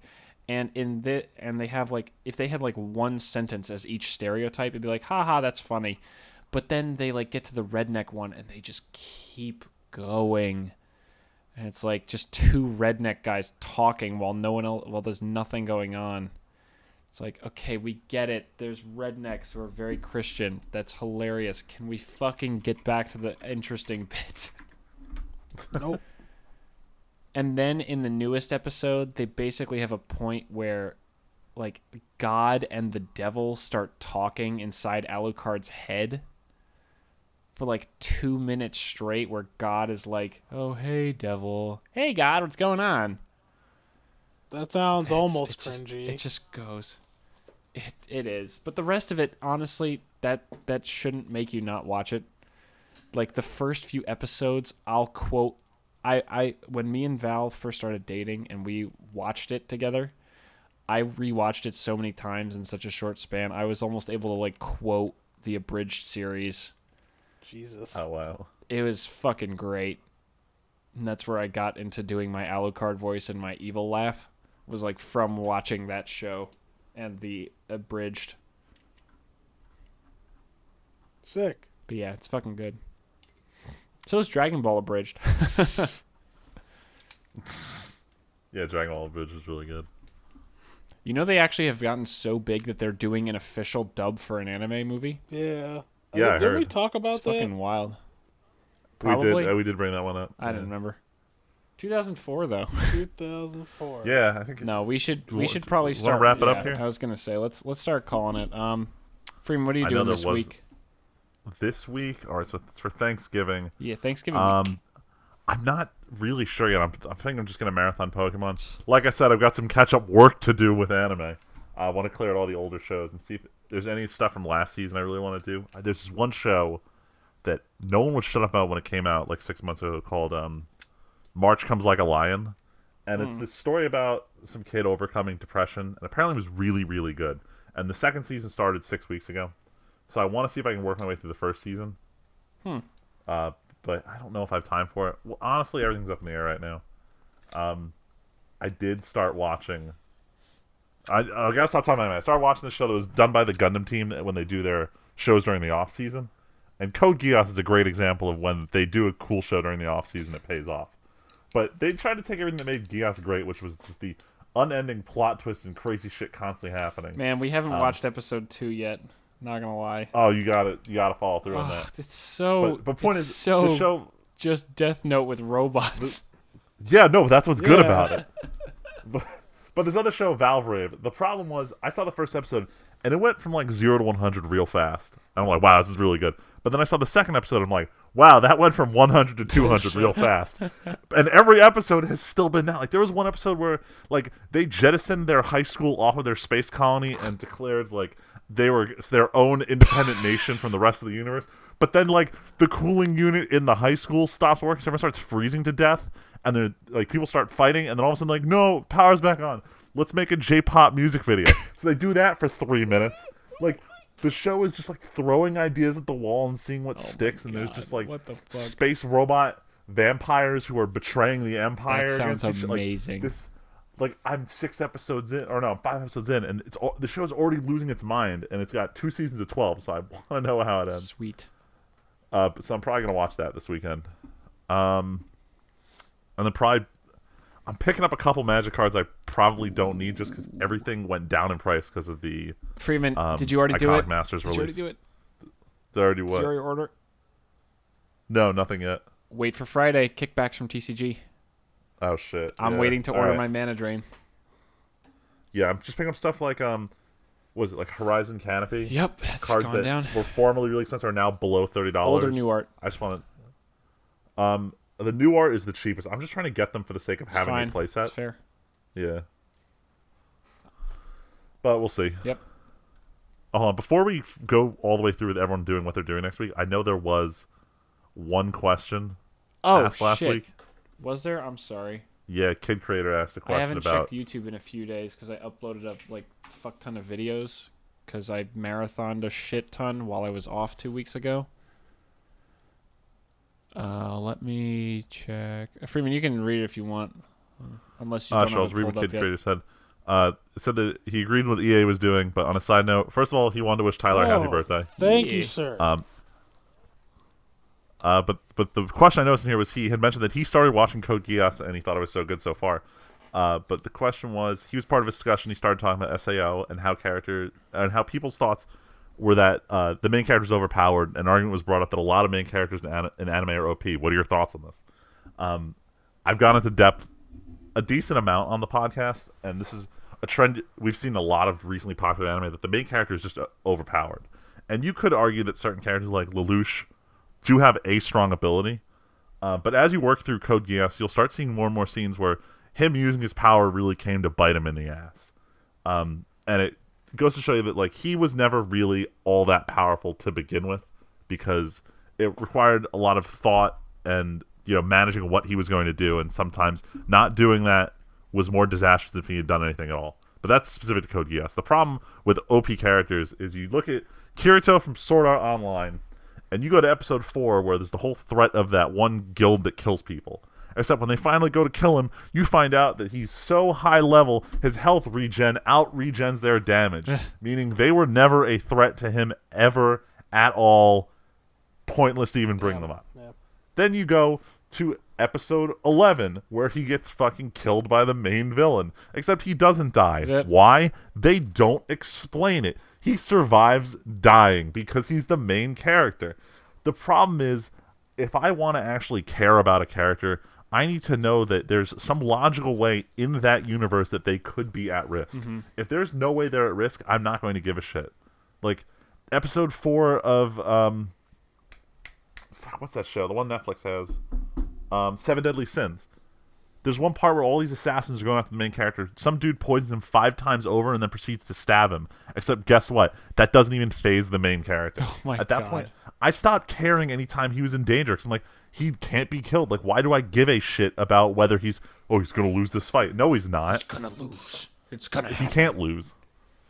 But then you have stuff like, you argue that, One Punch Man is OP.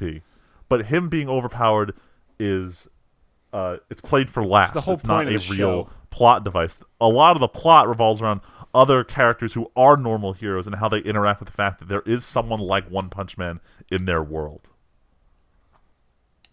I don't know. It's solid. That's my thoughts on OP characters. I don't want to go too much further in depth. We talked about way too much Weeb shit today. Did One Punch Season 2 come out? When's that coming out? We haven't gotten a real date, but I was speculating that we're going to get this ultimate lineup of Hero Academia coming out, then Titan coming out, then One Punch Man coming out in sequential seasons, which would just make 2018 like the best year for anime. But continuing on with weeks, Tyler? Playing video games. I should stop playing PUBG and play my other games, so I'm probably going to keep playing PUBG. It's fucking terrible. Winner, chicken dinner. I'm starting to top that off. That no-clip channel? Huh? That no-clip channel I told you guys about that does the cool documentaries, they actually put out an interview yesterday with Player Unknown. Yeah, I watched that this morning. Really? Yeah, it was really good. Yeah. And he seems like a really cool, down-to-earth guy. Yeah. He's like, yeah, I get death threats. I just let it, it all runs off my shoulders. I've been doing the internet for a long time. I don't give a fuck. Yeah, he's like, I live in the Player Unknown's battlegrounds, like, pregame lobby, China #1. But he's like, yeah, I'm glad that my daughter and family can live comfortably. I wear shitty old shoes, though, still. Yeah, he seems like an alright dude. Solid. I'm surprised. Anyway, yes. I don't know. I don't know. I got games. So GameStop was having, even though I shouldn't be supporting GameStop, they had a buy 4 games that were $5 for $10. So I got a couple games. I got MGS1 because I loaned out my copy to someone. Oh, wow. And I know I'm never going to get it back. Never. Wait, shit. What was the other game? I got some other game. I got Hitman Absolution and LA Noire because I figured I would try that game out again. LA Noire just came out for Switch. It did. Yeah. Really? Yep. Oh, I got Rocket League for Switch. It's as good as I hoped it would be. Yeah. Is it everything you dreamed of?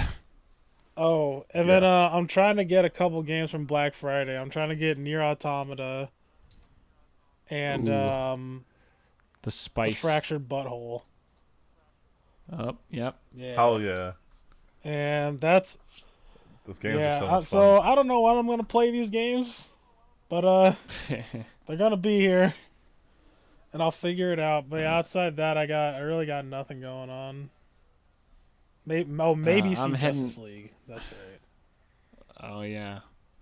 I'm Val and I are heading up to my aunt and uncle's for Thanksgiving, which is nice since we can't make it home. But in cool video gaming news, just before the podcast, less than an hour before recording the podcast, I beat Evil Within 2. Oh shit! I Oh, have nice. not marathoned a game this hard in probably over a year. Damn. I have been playing wow. this game every spare second. I have put almost every recording session in the last week into it. This game is fucking great. I'm probably going to put some time into New Game Plus. No joke. Interesting. Even with my super limited time, I love playing this game. The story was great. The main character, Sebastian, is so... You know how like I bitch all the time about how characters always do things that piss you off or say dumb things? Like, and it takes you out of the movie, and it can, or game Kind or of. whatever, and it can be really frustrating. Sebastian is like, so the whole of Evil Within takes place in like the evil matrix, is the easiest way to put it, and he is just like so pissed off about. He's like, I'm here to find my daughter. Like he'll be like, dude, why the fuck are you doing this, or what the fuck is your problem? Like, he just tells it like it is, and it sounds like a real person, and it's so refreshing. But the gameplay is so fun, and managing your resources is really tense. Like, there was no point in that game where I wasn't like, I'm a little worried about how my ammo looks right now. Yeah, it's that good. The Survival whole horror game. shit. Yeah, and it's not like where you're actually always in danger of running out. You always, like, in Dead Space or something, you can save up and, like, oh, the plasma cutter's good all the time. I'll just carry the plasma cutter forever, and I'll have enough ammo for it. But in this game, you just take what you get. Like, oh, I killed an enemy. I got 3 gunpowder. That's basically 1 handgun bullet if I turn it into that. Or if I get 4 more gunpowder, I can make 1 sniper rifle bullet. So you, like, have to do stealth, and luckily the stealth system's not complicated and it's pretty generous. But, like, when you get into gun battles, you're watching, like, every bullet. Yeah, the final recording length of the LP is about 24 episodes, I want to say. Let me check. Because I want to... This is a preview for those who are... Because I know a few people are watching. I think it's about 23 or 24 episodes by the end. I've only released up to episode 5. Huh. Because this is how fast from me... Like, I started playing, I think, during that 4-day week. That 4-day weekend 2 weekends ago where I was off. And other than playing Dragon Age Origins a little bit to get... That's almost done, too. I have just been Evil Within, Evil Within, Evil Within, Evil Within. Damn. And it has not disappointed. I had so much fun with that game. I can't wait for the rest of the LP to come out. Like, I try to restrict myself to, like, 1.5-hour sessions. Like, this past Saturday, I was like, okay, if I wake up early enough, I can record 1.5 hours of Evil Within and 1.5 hours of Dragon Age. Nope, I just got up a little late and did 2 straight hours of Evil Within. Actually, more like 2.5 hours. God damn. I was like, I have not powered through a game like this in a long time, and it was fucking worth it. It was so fun. But other than that, and going away, I'm gonna take the time off from work to buy some Magic cards like Freeman. Freeman, I actually opened a Flusterstorm on my second Iconic Masters pack, not at the draft. It's a solid pull. That was $30 when I opened it. I might put that and Mana Drain and search for Escanta and Kess. I'm thinking about upgrading Those are Kess. all good cards to put in that good deck. Yeah, that deck is fucking... I think it's quickly becoming a bane at the shop. I don't think people like it when I pull that deck out. But I pull it out every single time I'm there. You gotta play what you love. Dude, I love that deck. Oh my god, I'm so happy with how it built. Fucking love it. But anyway, I'm gonna also finish Dragon Age this weekend. I think I'm almost done with that game. There's really not much left. I'm on the last DLC, and then I'm gonna start recording Shadow of War because I also bought that game, and I'm gonna start recording Force Unleashed Season 2 finally, since I got some technical issues resolved during that 4-day weekend.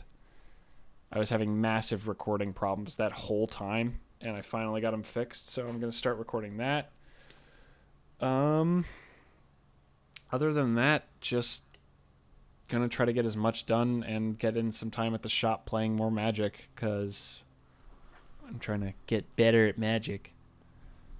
Gotta improve those skills. Yeah, man. I think I'm pretty high tier in that store, not going to lie. Especially if I pull out like Kess. It's pretty good. Like you don't think about how many angles of attack that deck has. But like that deck fucking comes at you from like 10 directions at once. It's great. Yeah, it gets out of hand Like real fast. on Sunday, I played with, oh my god, a real quick story time. There was 2 guys there when I went on Sunday. They were both friends, and I didn't get to play with anyone else on Sunday. One of them is the saltiest motherfucker. There's always one. Apparently they had finished a one-on-one game just as I got there, and one guy was playing. Freeman, you remember that bird guy, that super old bird? It's like Kaigi or something. He has like feather counters and some shit. Don't it's know okay that card. if you don't. It's fine. He was playing against the nice guy who was running Nekusar.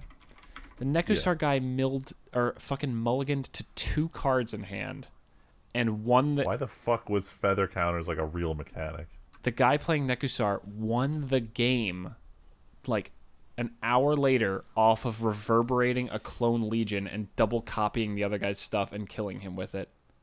Oh man. And then I walked in and I hear the other guy, "How much is that card? I'm gonna buy up every fucking copy of that card. That card's so broken, clone legion busted. Stay How free. much does that card cost?" and my buddy, this guy Bubbles, came out and heard it and was like, "That card's only like a quarter." "I'm gonna buy them all up. That card's ridiculous." Wait, Clone Legion, the 9 mana card? Yep. Oh, this kid's just too salty if he thinks. So he. Oh my god. I was like, "Can I join you guys?" And he's like, "I'm going outside. You guys play a game." So me and the other guy played a game. I did SRAM 1-on-1 against Nekusar, and I actually beat him. It was pretty close. It was fun. Then the other guy comes back, and I play. I took out Solvala. Oh no. Freeman, I don't know what has happened, but in the last few weeks, whenever I take out that deck, I find a combo by turn 5. Yeah, I was gonna ask, like, how fast did you combo off against these kids? I think turn 6 or 7, I had Solvala out. I had enough mana to cast Umbral Mantle, activate it once, which is what's required to go infinite. It only takes 1 activation with Solvala out to go infinite with it. And then I had Walking Ballista in my hand. Oh no. So then we went to game 3, where a nice guy played a Goblin Dirtily Do-Nothing Shattergang deck that literally apparently doesn't have win conditions. And the other guy kept playing his shitty Birds deck. Like, actually shitty Birds deck. I can't believe someone built up birds. Dude, it was fucking atrocious. He's like, "I'm attacking with my 1/2 Eddie Trail Hawk from Kaladesh. Ooh, spooky." And I played Kess. And it got to the point where I believed that they were both basically super pissy because I kept countering both of their spells. Oh no.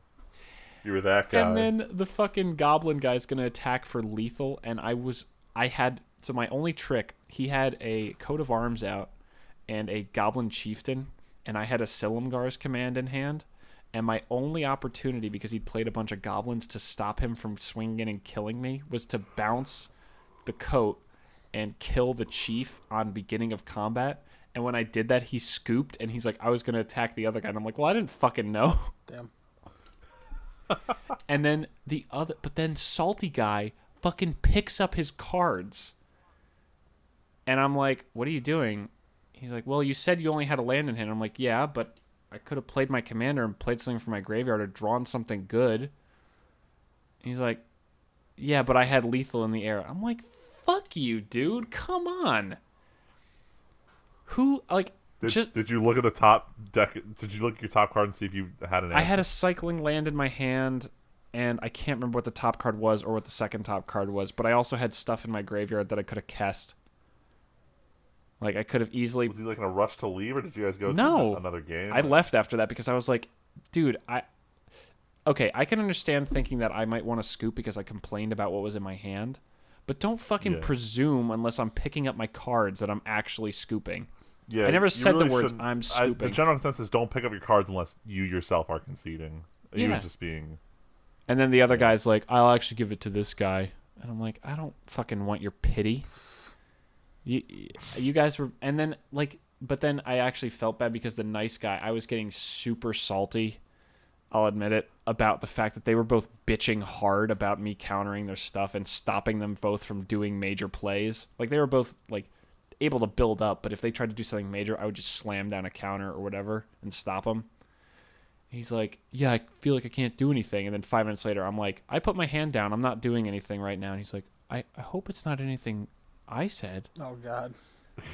And I'm like, I can't be mad at you. You're clearly... Like, he was super nice. Our first game, when it was just one-on-one, he was like, wow, that's such a cool card. Wow, you have an Expedition Strip Mine. That's awesome artwork. You. But then and then it's like, man, I just can't play the game. I can't do anything. And then to be like, I hope it's not anything I'm said. Like, come on, dude. Really? You're going to make me feel bad about playing a counterspell deck? Yeah, fuck you. And then be like, I hope I'm not trying to make you feel bad about your deck. Anyway, let's call it a night. It's 11:30. I'm sorry. We've been going I for a keep while. rambling. This is not going to come out until tomorrow and Thursday because I'm not going to edit tonight, and I accidentally only recorded my audio on OBS for half of it. So I have to splice in my audio, so I have to do a little more editing than normal. All right, no problem. It's fine. It'll just come out a day late. It'll come out on Thanksgiving. So anyone who wants to listen to the podcast on Thanksgiving. Anyway, happy Thanksgiving, everyone. Yeah. If you're in the U.S., if you're not, well, happy Wednesday or Thursday. Happy, whatever that Thursday is going to be. But if you are in the U.S., hopefully you have some friends and family to go enjoy the day of thanks with. Don't spend too much money on Black Friday, like I'm sure I'll end up having to. Hell yeah. But thanks for listening, everyone. This is Tim. And This is just Friedman. Tyler. And we are the TNT Podcast, and we'll catch you guys next week. See ya.